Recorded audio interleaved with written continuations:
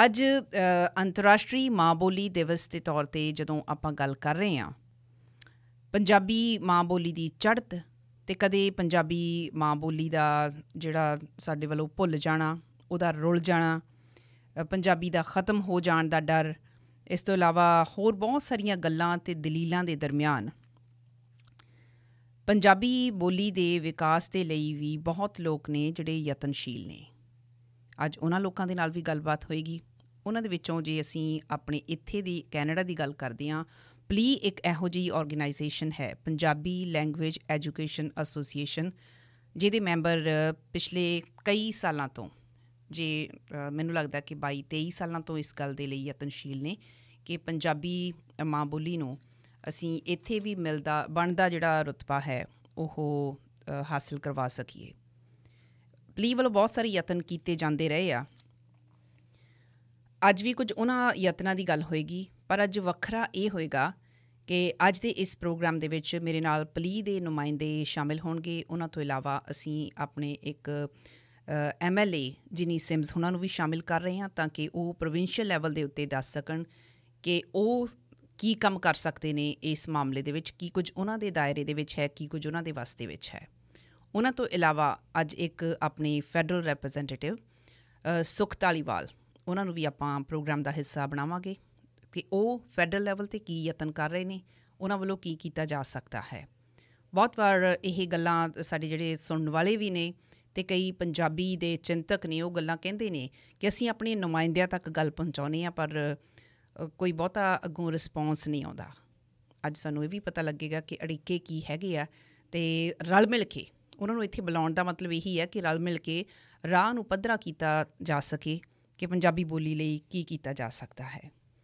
ਪੰਜਾਬੀ ਬੋਲੀ ਬਾਰੇ ਲਹਿੰਦੇ ਪੰਜਾਬ ਦੇ ਸ਼ਾਇਰ ਨੇ ਬਾਬਾ ਨਜ਼ਮੀ, ਉਹਨਾਂ ਨੇ ਬੜੀਆਂ ਖੂਬਸੂਰਤ ਗੱਲਾਂ ਲਿਖੀਆਂ ਨੇ। ਉਹਨਾਂ ਨੂੰ ਬੜਾ ਪੰਜਾਬੀ ਦਾ ਜਨੂੰਨ ਹੈ। ਕਹਿੰਦੇ, ਅੱਖਰਾਂ ਵਿੱਚ ਸਮੁੰਦਰ ਰੱਖਾਂ ਮੈਂ ਇਕਬਾਲ ਪੰਜਾਬੀ ਦਾ, ਝੱਖੜਾਂ ਦੇ ਵਿੱਚ ਰੱਖ ਦਿੱਤਾ ਏ ਦੀਵਾ ਬਾਲ ਪੰਜਾਬੀ ਦਾ। ਆਪਣੀ ਬੋਲੀ ਬੋਲਣ ਵੇਲੇ ਜਿਨ੍ਹਾਂ ਦਾ ਸਾਹ ਘੁੱਟਦਾ ਏ, ਬਾਬਾ ਨਜ਼ਮੀ ਦੇ ਫਤਵਾ ਉਹ ਗੱਦਾਰ ਪੰਜਾਬੀ ਦਾ। ਖੈਰ, ਇਹਨਾਂ ਨੇ ਬਹੁਤ ਸੋਹਣੀ ਪੋਇਟਰੀ ਲਿਖੀ ਹੈ ਜਿਹੜੀ ਖਾਸ ਕਰਕੇ ਪੰਜਾਬੀ ਦੇ ਉੱਤੇ ਹੀ ਫੋਕਸ ਹੈਗੀ ਹੈ। ਅੱਜ ਦੀ ਗੱਲਬਾਤ ਦੀ ਸ਼ੁਰੂਆਤ ਮੈਂ ਸਾਧੂ ਬਿਨਿੰਗ ਹੁਣਾਂ ਦੇ ਨਾਲ ਕਰਨ ਜਾ ਰਹੀ ਹਾਂ। ਸਾਧੂ ਬਿਨਿੰਗ ਜੀ, ਬਹੁਤ ਬਹੁਤ ਜੀ ਆਇਆਂ ਨੂੰ। ਬਹੁਤ ਬਹੁਤ ਸ਼ੁਕਰੀਆ ਨਵਜੋਤ ਜੀ। ਸੋ ਪਲੀ ਵੱਲੋਂ ਮੇਰੇ ਖਿਆਲ 22-23 ਸਾਲ ਹੋ ਗਏ ਤੁਹਾਨੂੰ ਪਲੀ ਬਣਾਇਆ ਨੂੰ? ਨਹੀਂ, ਜ਼ਿਆਦਾ ਹੋ ਗਏ। ਅਸੀਂ ਤਕਰੀਬਨ 93-94 ਤੋਂ 93 ਦੇ ਵਿੱਚ ਅਸੀਂ ਪਹਿਲੀਆਂ ਜਿਹੜੀਆਂ ਉਹ ਮੀਟਿੰਗਸ ਕੀਤੀਆਂ ਸੀਗੀਆਂ, ਉਦੋਂ ਤੋਂ ਅਸੀਂ ਸਰਗਰਮ ਹਾਂ। ਅਤੇ ਜਿੱਥੇ ਜਿਹੜੀ ਅੰਤਰਰਾਸ਼ਟਰੀ ਮਾਂ ਬੋਲੀ ਦਿਨ ਦੇ ਨਾਲ ਪਲੀ ਦਾ ਸੰਬੰਧ ਆ, ਉਹ ਇਹ 1999 ਦੇ ਵਿੱਚ ਡਿਕਲੇਅਰ ਹੋਈ ਸੀ ਇੰਟਰਨੈਸ਼ਨਲੀ, ਅਤੇ ਅਸੀਂ 2000 ਦੇ ਵਿੱਚ ਪਹਿਲੀ ਵਾਰੀ ਮਨਾਈ ਸੀ। ਸੋ ਉਦੋਂ ਤੋਂ ਅਸੀਂ ਲਗਾਤਾਰ ਮਨਾ ਰਹੇ ਹਾਂ। ਅਤੇ ਇਸ ਵਾਰ ਅਸੀਂ 19ਵੀਂ ਕਹਿ ਗਏ। ਇੱਕ ਦੋ ਕੁ ਵਾਰ ਵਿੱਚੋਂ ਮਿਸ ਹੋਈ ਆ ਜਾਂ ਸਾਡੇ ਕੋਲੋਂ ਰਿਕਾਰਡ ਨਹੀਂ ਹੋ ਸਕੀ ਉਹਨਾਂ ਦਿਨਾਂ 'ਚ, ਪਰ ਅਸੀਂ ਤਕਰੀਬਨ 2000 ਤੋਂ ਇਹ ਦਿਨ ਨੂੰ ਜਿਹੜਾ ਆ ਕੁਛ ਨਾ ਕੁਛ ਕੋਈ ਫੰਕਸ਼ਨ ਕਰਦੇ ਹਾਂ, ਜਾਂ ਅਸੀਂ ਆਪਣੀ ਮਾਂ ਬੋਲੀ ਬਾਰੇ ਚਿੰਤਾ ਦੀਆਂ ਗੱਲਾਂ ਕਰਦੇ ਹਾਂ, ਉਹਦੇ ਨਾਲ ਮੁਹੱਬਤ ਦੀਆਂ ਗੱਲਾਂ ਕਰਦੇ ਹਾਂ, ਪਰ ਉਦੋਂ ਤੋਂ ਕਰ ਰਹੇ ਹਾਂ। ਹਾਂਜੀ, ਯਕੀਨਨ ਤੌਰ 'ਤੇ ਚਿੰਤਾ ਅਤੇ ਚਿੰਤਨ ਦੋਨੇ ਸ਼ਾਮਲ ਨੇ। ਮਾਫ਼ ਕਰਨਾ। ਜੇ ਆਪਾਂ ਇੱਥੇ ਹੀ ਗੱਲ ਸ਼ੁਰੂ ਕਰੀਏ, ਬੜੇ ਲੋਕ ਕਨਫਿਊਜ਼ ਨੇ ਕਿ ਵੀ ਜਿਹੜੀ ਪੰਜਾਬੀ ਨੂੰ ਅਸੀਂ ਆਪਣੀ ਮਾਂ ਬੋਲੀ ਕਹਿੰਦੇ ਹਾਂ ਕੈਨੇਡਾ ਦੇ ਵਿੱਚ ਬੈਠੇ ਹੋਏ, ਇਹ ਤਾਂ ਮੰਨਿਆ ਜਿਹੜੇ ਅਸੀਂ ਪੰਜਾਬੀ ਇਮੀਗਰੈਂਟਸ ਹਾਂ ਉਹਨਾਂ ਦੀ ਪੰਜਾਬੀ ਮਾਂ ਬੋਲੀ ਤਾਂ ਹੈਗੀ ਆ, ਪਰ ਜਿਹੜੇ ਹੁਣ ਇੱਥੇ ਪੰਜਾਬੀਆਂ ਦੇ ਬੱਚੇ ਜਨਮੇ ਆ ਉਹਨਾਂ ਦੀ ਮਾਂ ਬੋਲੀ ਕਿਹੜੀ ਹੈਗੀ ਆ? ਉਸ ਤੋਂ ਵੀ ਪਹਿਲਾਂ ਮੈਂ ਇੱਕ ਸਵਾਲ ਤੁਹਾਡੇ ਕੋਲੋਂ ਹੋਰ ਕਰਨਾ ਚਾਹੁੰਦੀ ਕਿ ਮਾਂ ਬੋਲੀ ਕੀ ਹੈ?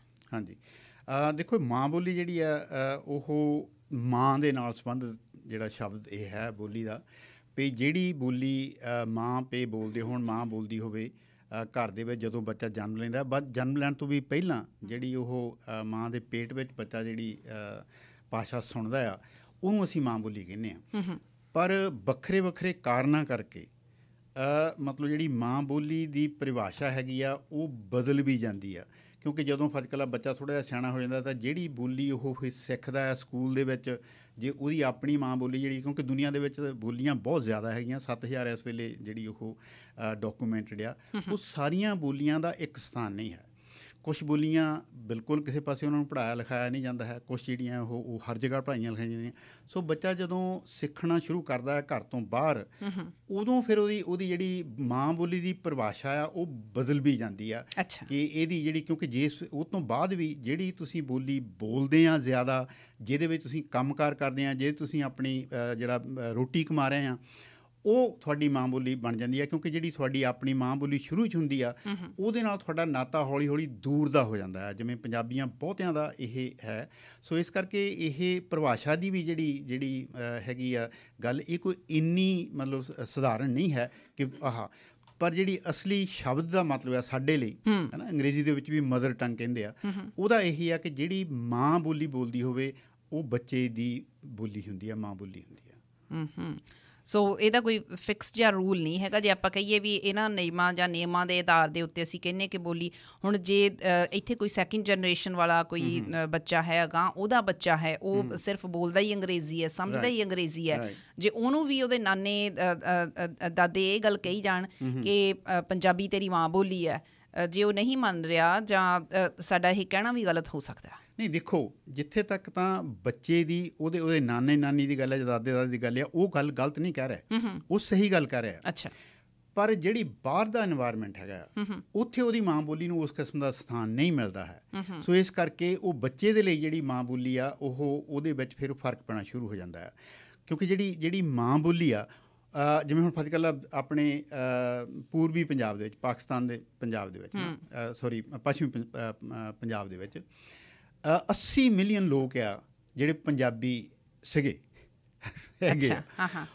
ਉਹਨਾਂ ਦੀ ਮੈਂ ਪਿੱਛੇ ਜਿਹੇ ਅੱਗੇ ਵੀ ਸ਼ਾਇਦ ਗੱਲ ਕੀਤੀ, ਉਹਨਾਂ ਪਿੱਛੇ ਜਿਹੇ ਇੱਕ ਬਹੁਤ ਵੱਡਾ ਕਵੀ ਇਸ ਵੇਲੇ, ਉਹ ਬੜਾ ਮਤਲਬ ਬਹੁਤ ਸੋਹਣੀਆਂ ਕਵਿਤਾਵਾਂ ਲਿਖਦਾ, ਉਹਨੇ ਇਹ ਗੱਲ ਕਹੀ ਕਿ ਮੇਰੀ ਮਾਂ ਬੋਲੀ ਜਿਹੜੀ ਆ, ਮਾਤਰ ਬੋਲੀ, ਉਹ ਪੰਜਾਬੀ ਆ, ਪਰ ਮੇਰੇ ਬੱਚਿਆਂ ਦੀ ਮਾਂ ਬੋਲੀ ਜਿਹੜੀ ਉਹ ਉਰਦੂ ਆ। ਹੈ ਨਾ। ਹੁਣ ਉਹ ਫਰਕ ਪੈ ਗਿਆ ਉੱਥੇ ਉਹਨਾਂ ਦੇ ਵਿੱਚ। ਉਹਦੀ ਗੱਲ ਸ਼ਾਇਦ ਸਹੀ ਹੋਵੇ, ਕਿਉਂਕਿ ਹੋ ਸਕਦਾ ਉਹ ਆਪ ਵੀ ਅਤੇ ਉਹਦੇ ਘਰ ਵਾਲੀ ਵੀ, ਬੱਚਿਆਂ ਦੀ ਮਾਂ ਵੀ ਉਹਨਾਂ ਦੇ ਨਾਲ ਪਹਿਲੇ ਦਿਨ ਤੋਂ ਹੀ ਉਰਦੂ ਬੋਲਦੇ ਹੋਣ, ਹੈ ਨਾ। ਸੋ ਜਿਹੜੀ ਪਰਿਭਾਸ਼ਾ ਦੀ ਗੱਲ ਆ, ਮੈਂ ਆਪਣੀ ਕਿਤਾਬ ਦੇ ਵਿੱਚ 4 ਵੱਖਰੀਆਂ ਜਿਹੜੀਆਂ ਡੈਫੀਨੇਸ਼ਨਸ ਦਿੱਤੀਆਂ ਸੀਗੀਆਂ, ਜਿਹੜੀਆਂ ਲੋਕਾਂ ਵੱਲੋਂ ਸਟੈਬਲਿਸ਼ ਹੈਗੀਆਂ। ਸੋ ਜਦੋਂ ਫਤਿਹਕਲਾਂ ਇੱਥੇ ਜਦੋਂ ਸਕੂਲ ਬੋਰਡ ਨੇ ਜਾਂ ਜਿਹੜੀ ਐਜੂਕੇਸ਼ਨ ਮਿਨਿਸਟਰੀ ਹੈ ਕਿਸੇ ਨੇ, ਉਹਨਾਂ ਨੇ ਜਿਹੜੀ ਬੱਚਿਆਂ ਦੀ ਜਿਹੜੀ ਮਾਂ ਬੋਲੀ ਸਥਾਪਿਤ ਕਰਨੀ ਆ ਜਾਂ ਦੇਖਣੀ ਆ ਜਾਂ ਪ੍ਰਭਾਸ਼ਿਤ ਕਰਨੀ ਆ, ਤਾਂ ਉਹਨਾਂ ਨੇ ਆਪਣੇ ਐਂਗਲ ਤੋਂ ਦੇਖਣੀ ਕਿ ਬੱਚੇ ਕਿਹੜੀ ਜ਼ਬਾਨ ਬੋਲਦੇ, ਕਿਹੜੀ ਸਿੱਖ ਰਹੇ ਆ, ਉਹ ਅੰਗਰੇਜ਼ੀ ਹੋਊਗੀ। ਸੋ ਜਿਹੜੀ ਦੂਜੀ ਗੱਲ ਇਹ ਵੀ ਆ ਮਾਂ ਬੋਲੀ ਦੇ ਸੰਬੰਧ ਦੇ ਵਿੱਚ, ਕਿ ਹੌਲੀ ਹੌਲੀ ਜਿਵੇਂ ਬਾਕੀ ਚੀਜ਼ਾਂ ਦੇ ਵਿੱਚ ਤਬਦੀਲੀ ਆਉਂਦੀ ਆ, ਇਹਦੇ ਵਿੱਚ ਵੀ ਤਬਦੀਲੀ ਆਪਾਂ ਨੂੰ ਦਿਸ ਰਹੀ ਆ। ਜਿਹੜੇ ਬੱਚੇ ਇੱਥੋਂ ਦੇ ਜੰਮ ਪਲੇ ਹੈਗੇ ਆ, ਉਹਨਾਂ ਦੇ ਗਾਹਾਂ ਜਿਹੜੇ ਉਹਨਾਂ ਦੇ ਬੱਚੇ ਹੈਗੇ ਆ, ਉਹਨਾਂ ਦੇ ਵਿੱਚ ਕਈਆਂ ਦੇ ਵਿੱਚ ਆਪਾਂ ਨਹੀਂ ਵੀ ਇਹ ਕਲੇਮ ਕਰ ਸਕਦੇ, ਕਿਉਂਕਿ ਉਹ ਖੁਦ ਵੀ ਇੱਕ ਦੂਜੇ ਨਾਲ ਅੰਗਰੇਜ਼ੀ ਬੋਲਦੇ ਆ। ਇੰਟਰਕਲਚਰਲ ਮੈਰਿਜਸ ਵੀ ਤਾਂ ਹੁਣ ਹੋ ਰਹੀਆਂ ਨੇ, ਉਹ ਵੀ ਹੈ। ਸੋ ਇਸ ਕਰਕੇ ਜਿਹੜੀ ਮਤਲਬ ਹਰ ਬੱਚਾ ਜਿਹੜਾ ਪੰਜਾਬੀ ਘਰ ਦੇ ਵਿੱਚ ਪੈਦਾ ਹੋਇਆ, ਅਸੀਂ ਉਹਦੀ ਮਾਂ ਬੋਲੀ ਜਿਹੜੀ ਉਹ ਪੰਜਾਬੀ ਨਹੀਂ ਕਹਿ ਸਕਦੇ, ਮਤਲਬ ਅੱਜ ਤੋਂ ਕੁਛ ਦੇਰ ਪਹਿਲਾਂ ਤੱਕ ਕਹਿ ਸਕਦੇ ਸੀਗੇ। ਹੁਣ ਇਹ ਤਬਦੀਲੀ ਦਿਸ ਰਹੀ ਆ। ਹੋਰ ਸਾਰੇ ਫੈਕਟਰਸ ਵੀ ਹੈਗੇ ਆ, ਬਹੁਤ ਸਾਰੇ ਹੋਰ ਫੈਕਟਰ ਆ। ਅਤੇ ਦੂਜਾ ਜਿਹੜਾ ਇੱਥੋਂ ਦਾ ਵਾਤਾਵਰਨ এনवायरमेंट ਦਾ, ਉਹਦਾ ਅਸਰ ਜਿਹੜਾ ਆ ਉਹ ਬਹੁਤ ਜ਼ਿਆਦਾ ਹੈਗਾ। ਕੁਛ ਲੋਕ ਮਤਲਬ ਕੁਛ ਗਿਣਤੀ ਆਪਣੇ ਭਾਈਚਾਰੇ 'ਚੋਂ ਇਸ ਗੱਲੋਂ ਚੇਤਨ ਆ, ਉਹ ਖੁਦ ਵੀ ਪੰਜਾਬੀ ਬੋਲਦੇ, ਆਪਣੇ ਬੱਚਿਆਂ ਨਾਲ ਵੀ ਪੰਜਾਬੀ ਬੋਲਦੇ ਆ, ਪਰ ਸਾਰੇ ਨਹੀਂ। ਸੋ ਇਸ ਕਰਕੇ ਜਿਹੜੀ ਬੋਲੀ ਆ, ਪਹਿਲਾਂ ਤਾਂ ਇਹ ਹੁੰਦਾ ਸੀ ਨਾ ਵੀ ਨਵੇਂ ਥਾਂ ਜਾ ਕੇ ਲੋਕਾਂ ਦੀ ਬੋਲੀ ਜਿਹੜੀ ਤੀਜੀ ਪੀੜ੍ਹੀ ਤੱਕ ਉਹ ਬਿਲਕੁਲ ਖਤਮ ਹੋ ਜਾਂਦੀ ਸੀਗੀ ਜੀ, ਹੈ ਨਾ। ਕਿਉਂਕਿ ਤੁਹਾਡਾ ਜਿੱਥੋਂ ਤੁਸੀਂ ਆਉਂਦੇ ਆ, ਪਿਛੋਕੜ ਦੇ ਨਾਲ ਨਾਤਾ ਟੁੱਟ ਜਾਂਦਾ ਸੀਗਾ, ਉਸ ਕਿਸਮ ਦਾ ਮਾਹੌਲ ਸੀ ਪਹਿਲਾਂ। ਹੁਣ ਉਸ ਕਿਸਮ ਦਾ ਮਾਹੌਲ ਤਾਂ ਨਹੀਂ ਹੈ, ਪਰ ਫਿਰ ਵੀ ਜਿੱਥੇ ਤੁਸੀਂ ਜਿਸ ਥਾਂ ਰਹਿ ਰਹੇ, ਜੇ ਤੁਸੀਂ ਕੌਨਸ਼ੀਅਸ ਨਹੀਂ, ਚੇਤਨ ਨਹੀਂ ਇਹਨਾਂ ਗੱਲਾਂ ਤੋਂ, ਫਿਰ ਤੁਸੀਂ ਜਿਸ ਥਾਂ ਰਹਿ ਰਹੇ ਹੋ ਉਸ ਥਾਂ ਦਾ ਤੁਹਾਡੇ 'ਤੇ ਅਸਰ ਜ਼ਿਆਦਾ ਹੋਣਾ ਸ਼ੁਰੂ ਹੋ ਜਾਂਦਾ ਹੈ। ਤੁਸੀਂ ਚਾਹੇ ਮਤਲਬ ਉਹ ਜਾਣ ਕੇ ਜਾਂ ਅਣਜਾਣ ਹੀ ਉਹ ਬੋਲੀ ਬੋਲਦੇ, ਜਿਹਦੇ ਤੁਸੀਂ ਕੰਮਕਾਰ ਕਰਦੇ ਆ, ਤੁਹਾਡੇ ਸਕੂਲ ਦੇ ਜਿਹੜੇ ਦੋਸਤ ਆ ਉਹ ਬੋਲਦੇ ਆ। ਸੋ ਜਿਹੜੀ ਤੁਹਾਡੀ ਆਪਣੀ ਬੋਲੀ ਆ, ਬਹੁਤ ਸਾਰੇ ਆਪਣੇ ਜਿਹੜੇ ਗਾਹਾਂ ਦੀ ਜਨਰੇਸ਼ਨ ਦੇ ਬੱਚੇ ਹੈਗੇ ਆ, ਉਹ ਭੁੱਲ ਰਹੇ ਆ ਪੰਜਾਬੀ। ਮਤਲਬ ਇਸ ਹੱਦ ਤੱਕ ਵੀ ਗੱਲ ਹੈਗੀ ਆ। ਜਿਵੇਂ ਜਿਹੜੇ ਪਹਿਲਾਂ ਲੋਕ ਇੱਥੇ ਆਏ ਹੋ ਸੀਗੇ 20s 30s ਦੇ ਵਿੱਚ, ਉਹ ਕਿਉਂਕਿ ਇੱਥੇ ਲੋਕ ਫਿਰ ਬਹੁਤ ਥੋੜ੍ਹੇ ਹੋਣੇ ਸ਼ੁਰੂ ਹੋ ਗਏ। ਜਦੋਂ ਮਤਲਬ 60s ਜ਼ਿਆਦਾ ਲੋਕ ਆਏ, ਉਦੋਂ ਜਿਹੜੇ ਪੁਰਾਣੇ ਇੱਥੋਂ ਦੇ ਸੀਗੇ, ਉਹਨਾਂ ਨੂੰ ਬਹੁਤਿਆਂ ਨੂੰ ਬਿਲਕੁਲ ਉਹ ਭੁੱਲੀ ਹੋਈ ਸੀਗੀ। ਅੱਛਾ। ਪਰ ਮਾਂ ਬੋਲੀ ਦੀ ਇੱਕ ਸਿਫਤ ਇਹ ਹੁੰਦੀ ਆ ਕਿ ਉਹ ਤੁਹਾਡੇ ਅੰਦਰ ਹੁੰਦੀ ਆ, ਹੈ ਨਾ। ਸੋ ਉਹਨਾਂ ਨੇ ਛੇਤੀ, ਬਹੁਤ ਸਾਰੇ ਲੋਕ ਉਹਨਾਂ 'ਚੋਂ ਛੇਤੀ ਬੋਲਣ ਲੱਗ ਪਏ, ਹੈ ਨਾ। ਮੈਂ ਆਪਣੀ ਕਿਤਾਬ ਦੇ ਵਿੱਚ ਇੱਕ ਲੇਖ ਦੇ ਵਿੱਚ ਮੈਂ ਇਹ ਉਦਾਹਰਨ ਇੱਕ ਵਰਤੀ ਸੀਗੀ ਕਿ ਸਾਡੇ ਇੱਥੇ ਨਾ, ਸਾਡੇ ਰਿਸ਼ਤੇਦਾਰਾਂ ਵਿੱਚ ਇੱਕ ਬੱਚਾ ਸੀ, ਉਹ ਇੱਥੋਂ ਜਦੋਂ ਮਤਲਬ ਸਕੂਲ ਦੇ ਵਿੱਚ ਹਾਈ ਸਕੂਲ ਦੇ ਵਿੱਚ ਸੀਗਾ 8ਵੀਂ 10ਵੀਂ ਪੜ੍ਹਦਾ, ਅਤੇ ਉਹ ਥੋੜ੍ਹੀ ਜਿਹੀ ਗਲਤ ਕੰਪਨੀ 'ਚ ਰਲ ਗਿਆ, ਅਤੇ ਉਹ ਪੂਰੀ ਅੰਗਰੇਜ਼ੀ ਬੋਲਦਾ ਸੀ, ਕੋਈ ਪੰਜਾਬੀ ਸ਼ਬਦ ਨਹੀਂ ਸੀ ਬੋਲਦਾ ਉਹ। ਅੱਛਾ। ਪਰ ਕਿਉਂਕਿ ਉਹਨੇ ਪੰਜਾਬੀ ਅੰਦਰ ਸੀ, ਉਹਦੀ ਮਾਂ ਬੋਲਦੀ ਸੀ, ਜਾਂ ਉਹਦੀ ਆਲੇ ਦੁਆਲੇ ਬੋਲੀ ਜਾਂਦੀ ਸੀ, ਜਦੋਂ ਛੋਟਾ ਸੀ ਉਹਨੂੰ ਉਹਨੇ ਘਰਦਿਆਂ ਨੇ ਇੱਥੋਂ ਪਿੰਡ ਭੇਜਤਾ, ਉਹਨਾਂ ਦਾ ਪਰਿਵਾਰ ਪਿੰਡ ਸੀਗਾ, ਉਹਨਾਂ ਨੇ ਕਿਹਾ ਵੀ ਉੱਥੇ ਜਾ ਕੇ ਸੁਧਰ ਜਾਊਗਾ। ਉਹ 6 ਮਹੀਨੇ ਜਾ ਕੇ ਉੱਥੇ ਬੜੀ ਸੋਹਣੀ ਪੰਜਾਬੀ ਬੋਲਣ ਲੱਗ ਪਿਆ। ਮੇਰਾ ਇਹ ਦਾਅਵਾ ਹੈ ਵੀ ਜੇ ਫਰਜ਼ ਕਰ ਲਓ ਤੁਸੀਂ ਕਿਸੇ ਚਾਈਨੀਜ਼ ਜਾਂ ਕਿਸੇ ਹੋਰ ਪਿਛੋਕੜ ਦੇ ਬੱਚੇ ਨੂੰ ਭੇਜਦੇ, ਸ਼ਾਇਦ ਇੰਨੀ ਛੇਤੀ ਨਾ ਸਿੱਖਦਾ। ਸਿੱਖ ਜ਼ਰੂਰ ਜਾਂਦਾ ਉਹ, ਪਰ ਇੰਨੀ ਛੇਤੀ ਨਹੀਂ ਜਿੰਨੀ ਛੇਤੀ ਉਹ ਠੇਠ ਪੰਜਾਬੀ ਬੋਲਣ ਲੱਗ ਪਿਆ ਆਪਣੇ ਪਿੰਡ ਦੀ ਉਸ ਦੀ। ਉਹ ਇਸ ਕਰਕੇ ਕਿ ਉਹਦੇ ਅੰਦਰ ਸੀ ਉਹ ਬੋਲੀ। ਸੋ ਇਸ ਕਰਕੇ ਜਿਹੜੀ ਇਹ ਬੋਲੀ ਦਾ ਜਿਹੜਾ ਮਸਲਾ ਆ ਉਹ ਮਤਲਬ ਕਿ ਹੁਣ ਗਲੋਬਲ ਵਿਲੇਜ ਆਪਾਂ ਨੂੰ ਕਹਿ ਰਹੇ ਹਾਂ, ਇਹਦੇ ਕਰਕੇ ਵੀ ਹੁਣ ਪਹਿਲਾਂ ਨਾਲੋਂ ਜ਼ਿਆਦਾ ਗੁੰਝਲਦਾਰ ਬਣ ਰਿਹਾ। ਪਹਿਲਾਂ ਕੁਛ ਗੱਲਾਂ ਬੜੀਆਂ ਸਾਫ਼ ਹੁੰਦੀਆਂ ਸੀਗੀਆਂ, ਹੁਣ ਉਨੀਆਂ ਉਹ ਸਾਫ਼ ਨਹੀਂ ਰਹੀਆਂ। ਕਾਫੀ ਇਸ ਪੱਖੋਂ ਗੱਲ ਜਿਹੜੀ ਗੁੰਝਲਦਾਰ ਹੋ ਰਹੀ ਹੈ। ਹਾਂਜੀ, ਜੇ ਆਪਾਂ ਗੱਲ ਕਰੀਏ ਵਿਸ਼ਵ ਪੱਧਰ ਦੇ ਉੱਤੇ, ਥੋੜ੍ਹੀ ਜਿਹੀ ਤਸਵੀਰ ਪੇਸ਼ ਕਰ ਸਕੋ ਕਿ ਪੰਜਾਬੀ ਕਿੰਨੀ ਕੁ ਬੋਲੀ ਜਾਂਦੀ ਹੈ, ਜਾਂ ਪੰਜਾਬੀ ਨੂੰ ਪਿਆਰ ਕਰਨ ਵਾਲੇ ਜਿਹੜੇ ਕਿੰਨੇ ਕੁ ਲੋਕ ਆ?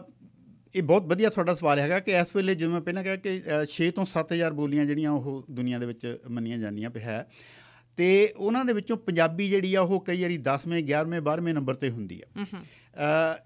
ਮਤਲਬ ਇਹਦੇ ਬੋਲਣ ਵਾਲੇ ਇੱਕ ਜਿਹੜਾ ਅੰਦਾਜ਼ਾ ਉਹਦੇ ਮੁਤਾਬਕ 150 ਮਿਲੀਅਨ ਤੋਂ ਉੱਤੇ ਆ। ਹੈ ਨਾ, 80 ਮਿਲੀਅਨ ਤਾਂ ਪਾਕਿਸਤਾਨ ਦੇ ਵਿੱਚ ਹੈ। ਪਾਕਿਸਤਾਨ ਦੀ 64% ਜਿਹੜੀ ਟੋਟਲ ਪਾਪੂਲੇਸ਼ਨ ਹੈ ਉਹ ਪੰਜਾਬੀ ਸਪੀਕਿੰਗ ਆ। ਸੋ ਜਿਹੜੀ ਉਹਦਾ ਅੱਧ ਤਕਰੀਬਨ 40 ਮਿਲੀਅਨ ਦੇ ਦੁਆਲੇ ਇੱਧਰਲੇ ਪੰਜਾਬ ਦੇ ਵਿੱਚ ਵੀ ਆ। ਹੈ ਨਾ, ਉਹਨਾਂ ਦੇ ਵਿੱਚੋਂ ਮਤਲਬ ਦੋ ਹੀ ਕਮਿਊਨਿਟੀਆਂ, ਹਿੰਦੂ ਵੀ ਅਤੇ ਸਿੱਖ ਵੀ ਆ। ਜੇ ਤੁਸੀਂ ਪਹਿਲਾਂ ਜਿਹੜਾ ਮਤਲਬ ਪੰਜਾਬ ਦਾ ਨਕਸ਼ਾ ਦੇਖੋ 47 ਤੋਂ ਪਹਿਲਾਂ ਦਾ, ਤਾਂ ਬਹੁਤ ਬੜਾ ਆ। ਸੋ ਪਾਕਿਸਤਾਨ ਦੇ ਵਿੱਚ ਪੰਜਾਬੀ ਬੋਲਣ ਵਾਲੇ ਜ਼ਿਆਦਾ ਆ?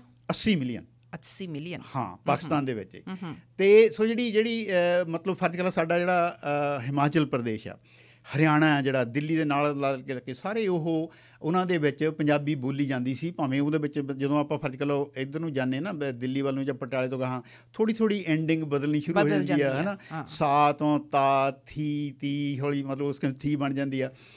ਇਸ ਕਿਸਮ ਦੀ ਤਾਂ ਮਤਲਬ ਆਉਂਦੀ ਆ, ਮਤਲਬ ਹਰ ਜਗ੍ਹਾ ਆਪਣੇ 10 ਕੋਹਾਂ 'ਤੇ ਕਹਿੰਦੇ ਬੋਲੀ ਬਦਲ ਜਾਂਦੀ। ਉਹ ਜਿਹੜੀਆਂ ਚੀਜ਼ਾਂ ਬਦਲ ਜਾਂਦੀਆਂ ਪਰ ਬੋਲੀ ਜਿਹੜੀ ਆ ਇਹ ਮਤਲਬ ਉੱਧਰੋਂ ਮਤਲਬ ਆਲਮੋਸਟ ਅਫਗਾਨਿਸਤਾਨ ਤੋਂ ਲਾ ਕੇ ਅਟਕ ਤੋਂ ਲੈ ਕੇ ਜਿਹੜੀ ਆ ਜਿਹੜਾ ਮੌਲਿਕ ਖਿੱਤਾ ਸੀ ਪੰਜਾਬੀ ਬੋਲੀ ਦਾ, ਉਹ ਸਪਤ ਸਿੰਧੂ ਜਿਹਨੂੰ ਕਹਿੰਦੇ ਆ, ਜਿਹੜੀ ਪੁਰਾਣੀ ਸੱਭਿਅਤਾ ਸੀਗੀ ਹੜੱਪਾ ਮੋਹਨਜੋਦੜੋ ਦੀ, ਉਹ ਸਾਡਾ ਹੈਗਾ ਆ ਜੜ੍ਹ ਜਿਹੜੀ ਆ ਪੰਜਾਬੀ ਬੋਲੀ ਦੀ, ਉੱਥੋਂ ਜਿਹੜੀ ਆਈ ਆ। ਸੋ ਜਿਹੜੀ ਇਹ ਹੁਣ ਵੀ ਇਸ ਵੇਲੇ ਮਤਲਬ ਪੰਜਾਬੀ ਜਿਹੜੇ ਆ ਤਕਰੀਬਨ ਮੇਰਾ ਖਿਆਲ 160-65 ਮੁਲਕਾਂ ਦੇ ਵਿੱਚ ਖਿਲਰ ਗਏ ਆ। ਹੈ ਨਾ, ਕੁਛ ਮੁਲਕਾਂ ਜਿਵੇਂ ਆਪਾਂ ਕੈਨੇਡਾ ਆ ਕਹਿ ਸਕਦੇ ਹਾਂ, ਇੰਗਲੈਂਡ ਆ, ਅਮਰੀਕਾ, ਹੁਣ ਆਸਟ੍ਰੇਲੀਆ ਦੇ ਵਿੱਚ ਵੀ, ਨਿਊਜ਼ੀਲੈਂਡ, ਇਹਨਾਂ ਮੁਲਕਾਂ ਦੇ ਵਿੱਚ ਕਾਫੀ ਵੱਡੀ ਗਿਣਤੀ ਦੇ ਵਿੱਚ ਆ, ਯੂਰਪ ਦੇ ਵਿੱਚ ਵੀ ਉਹਨਾਂ ਕਈ ਮੁਲਕਾਂ 'ਚ।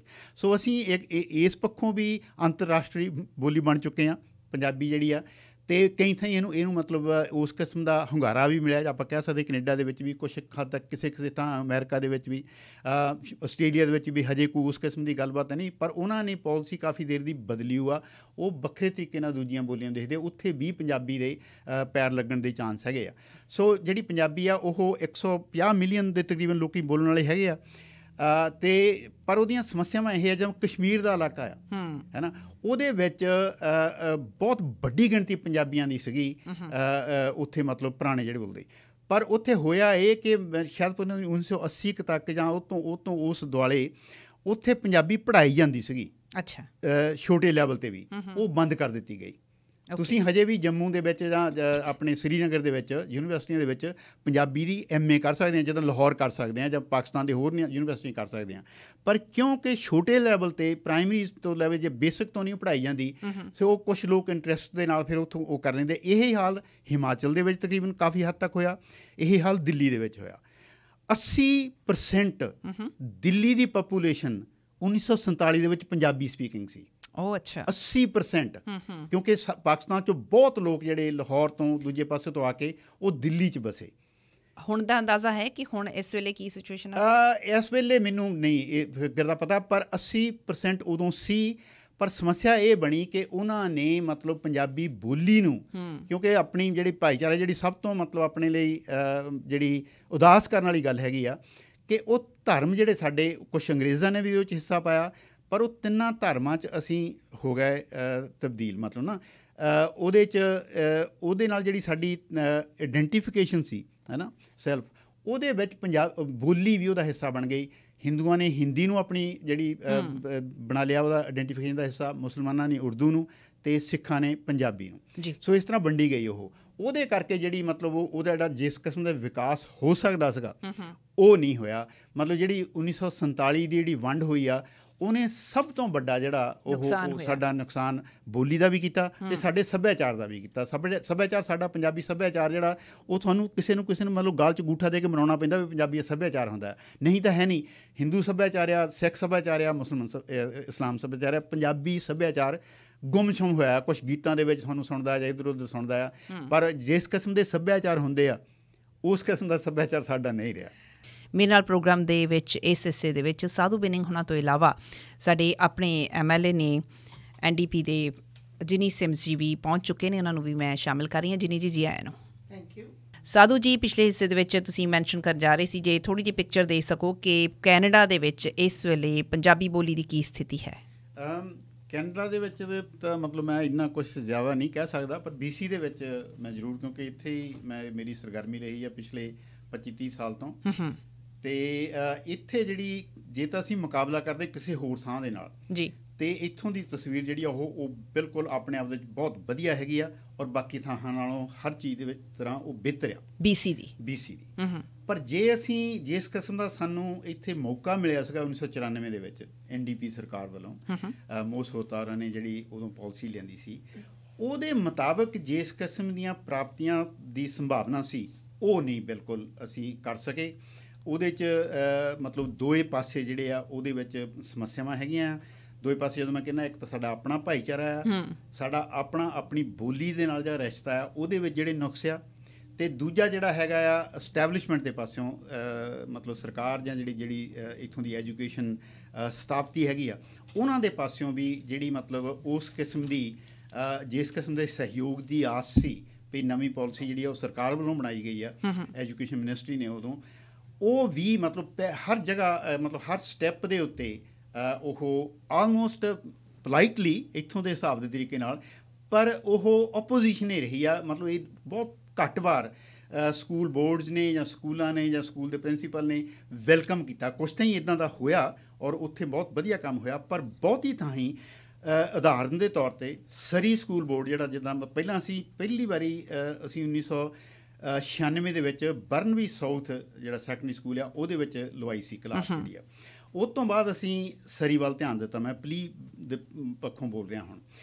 ਸਰੀ ਸਕੂਲ ਬੋਰਡ ਨੇ ਸਾਨੂੰ ਪਹਿਲਾਂ ਇਹ ਕਿਹਾ ਵੀ ਤੁਸੀਂ ਪੈਸੇ ਦਿਓ ਜੇ ਤੁਸੀਂ ਆਪਣੀ ਜ਼ਬਾਨ ਪੜ੍ਹਾਉਣੀ। ਅਸੀਂ ਉਹਨਾਂ ਨੂੰ ਕਿਹਾ ਵੀ ਪਾਲਿਸੀ ਆ ਜਿਹੜੀ ਪਾਸ ਹੋ ਚੁੱਕੀ ਆ ਵੀ ਪੰਜਾਬੀ ਵੀ ਐਜ਼ ਏ ਸੈਕੰਡ ਲੈਂਗੁਏਜ ਪੜ੍ਹਾਈ ਜਾ ਸਕਦੀ ਹੈ ਜੇ ਇਹਦੀ ਡਿਮਾਂਡ ਹੋਵੇ, ਨਹੀਂ ਤਾਂ ਬਾਈ ਡਿਫਾਲਟ ਫਰੈਂਚ ਹੈਗੀ ਆ। ਵੀ ਨੋ ਦਾ, ਸਾਨੂੰ ਪਤਾ ਇਸ ਗੱਲ ਦਾ।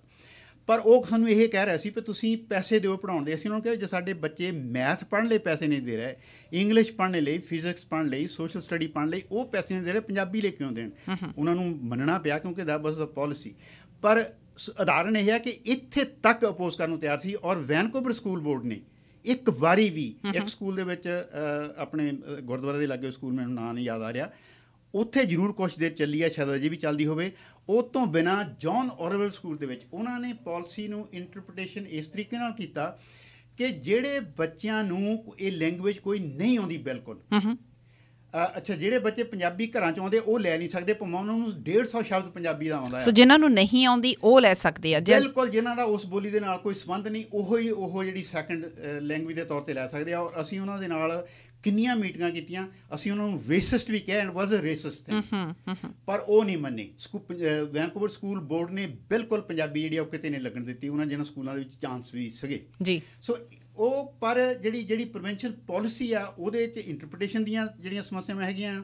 ਸੋ ਜਿਹੜੀ ਉਦੋਂ ਬਹੁਤ ਵਧੀਆ ਇਹ ਗੱਲ ਹੋਈ, ਮਤਲਬ ਇਹਨਾਂ ਨੇ ਜਿਹੜੀ 1949 ਤੋਂ ਬਾਅਦ ਸਾਡੀ BC ਸਰਕਾਰ ਨੇ ਉਹ ਪਾਲਿਸੀ ਜਿਹੜੀ ਰੀਵਿਜ਼ਿਟ ਕੀਤੀ ਔਰ ਉਹਦੇ 'ਚ ਦੂਜੀਆਂ 5-6 ਬੋਲੀਆਂ ਨੂੰ ਸ਼ਾਮਿਲ ਕੀਤਾ। ਬਹੁਤ ਕਮਾਲ ਦੀ ਗੱਲ ਕੀਤੀ। ਅਸੀਂ ਮਤਲਬ ਹਮੇਸ਼ਾ ਹੀ ਇਸ ਸਿਫਤ ਨਾਲ ਤੁਰਦੇ ਹਾਂ ਜੀ। ਪਰ ਉਹ ਤੋਂ ਬਾਅਦ ਜਿਸ ਕਿਸਮ ਦੀ ਆਸ ਸੀਗੀ ਵੀ ਉਸ ਪਾਲਿਸੀ ਨੂੰ ਫੋਲੋ ਕੀਤਾ ਜਾਵੇ, ਉਹਦੇ ਵਿੱਚ ਜੇ ਕੋਈ ਸਮੱਸਿਆ ਹੈ ਤਾਂ ਉਹਨੂੰ ਵਿਜ਼ਿਟ ਕੀਤਾ ਜਾਵੇ, ਬਿਲਕੁਲ ਜਿਹੜੀ BC ਦੀ ਸਰਕਾਰ, ਚਾਹੇ ਉਹ ਲਿਬਰਲ ਹੋਵੇ ਜਾਂ NDP ਹੋਵੇ, ਚਾਹੇ ਜਿਹੜੀ ਸੋਸ਼ਲ ਕੈਟ ਕੋਈ ਵੀ, ਉਹਨਾਂ ਨੇ ਬਿਲਕੁਲ ਇਸ ਪਾਸੇ। ਅਸੀਂ ਵਾਰ-ਵਾਰ ਮਿਨਿਸਟਰਾਂ ਨੂੰ ਮਿਲਦੇ ਰਹੇ ਹਾਂ ਮਤਲਬ ਇਸ ਸਮੇਂ ਦੌਰਾਨ, ਉਦੋਂ ਤੋਂ ਲੈ ਕੇ ਮਤਲਬ 97-98 ਤੋਂ ਲੈ ਕੇ, ਪਰ ਉਹ ਸਾਡੀ ਗੱਲ ਮਤਲਬ ਕਿਸੇ ਪਾਸੇ ਲੱਗੀ ਨਹੀਂ, ਰੀਵਿਜ਼ਿਟ ਨਹੀਂ ਕੀਤਾ ਗਿਆ, ਜਾਂ ਕਿਸੇ ਤਰ੍ਹਾਂ ਵੀ ਸਾਨੂੰ ਸਕੂਲ ਦਾ ਪ੍ਰਿੰਸੀਪਲ ਕਹਿ ਦਿੰਦਾ ਹੈ ਵੀ ਮੈਂ ਤਾਂ ਕਦੀ ਸੁਣੀ ਨਹੀਂ ਗੱਲ ਹੈ ਹੀ ਨਹੀਂ ਉਹ। ਓਕੇ, ਹੈ ਨਾ, ਵੀ ਸਰਕਾਰ ਵੱਲੋਂ ਇਹ ਕੰਮ ਬਹੁਤ ਵਧੀਆ ਕੀਤਾ, ਪਰ ਉਹਨੂੰ ਕਿਸੇ ਸਹੀ ਤਰੀਕੇ ਦੇ ਨਾਲ ਲਾਗੂ ਕਰਨ ਦੀ ਜਿਹੜੀ ਗੱਲ ਆ ਉਹ ਮਤਲਬ ਕਰ ਦਿੱਤੀ, ਸਕੂਲ ਬੋਰਡਾਂ ਦੇ ਛੱਡ ਦਿੱਤਾ, ਸਕੂਲ 'ਤੇ ਛੱਡ ਦਿੱਤਾ ਵੀ ਸਕੂਲ ਦੇ ਵਿੱਚੋਂ ਇਹ ਗੱਲ ਆਵੇ, ਡਿਮਾਂਡ ਆਵੇ,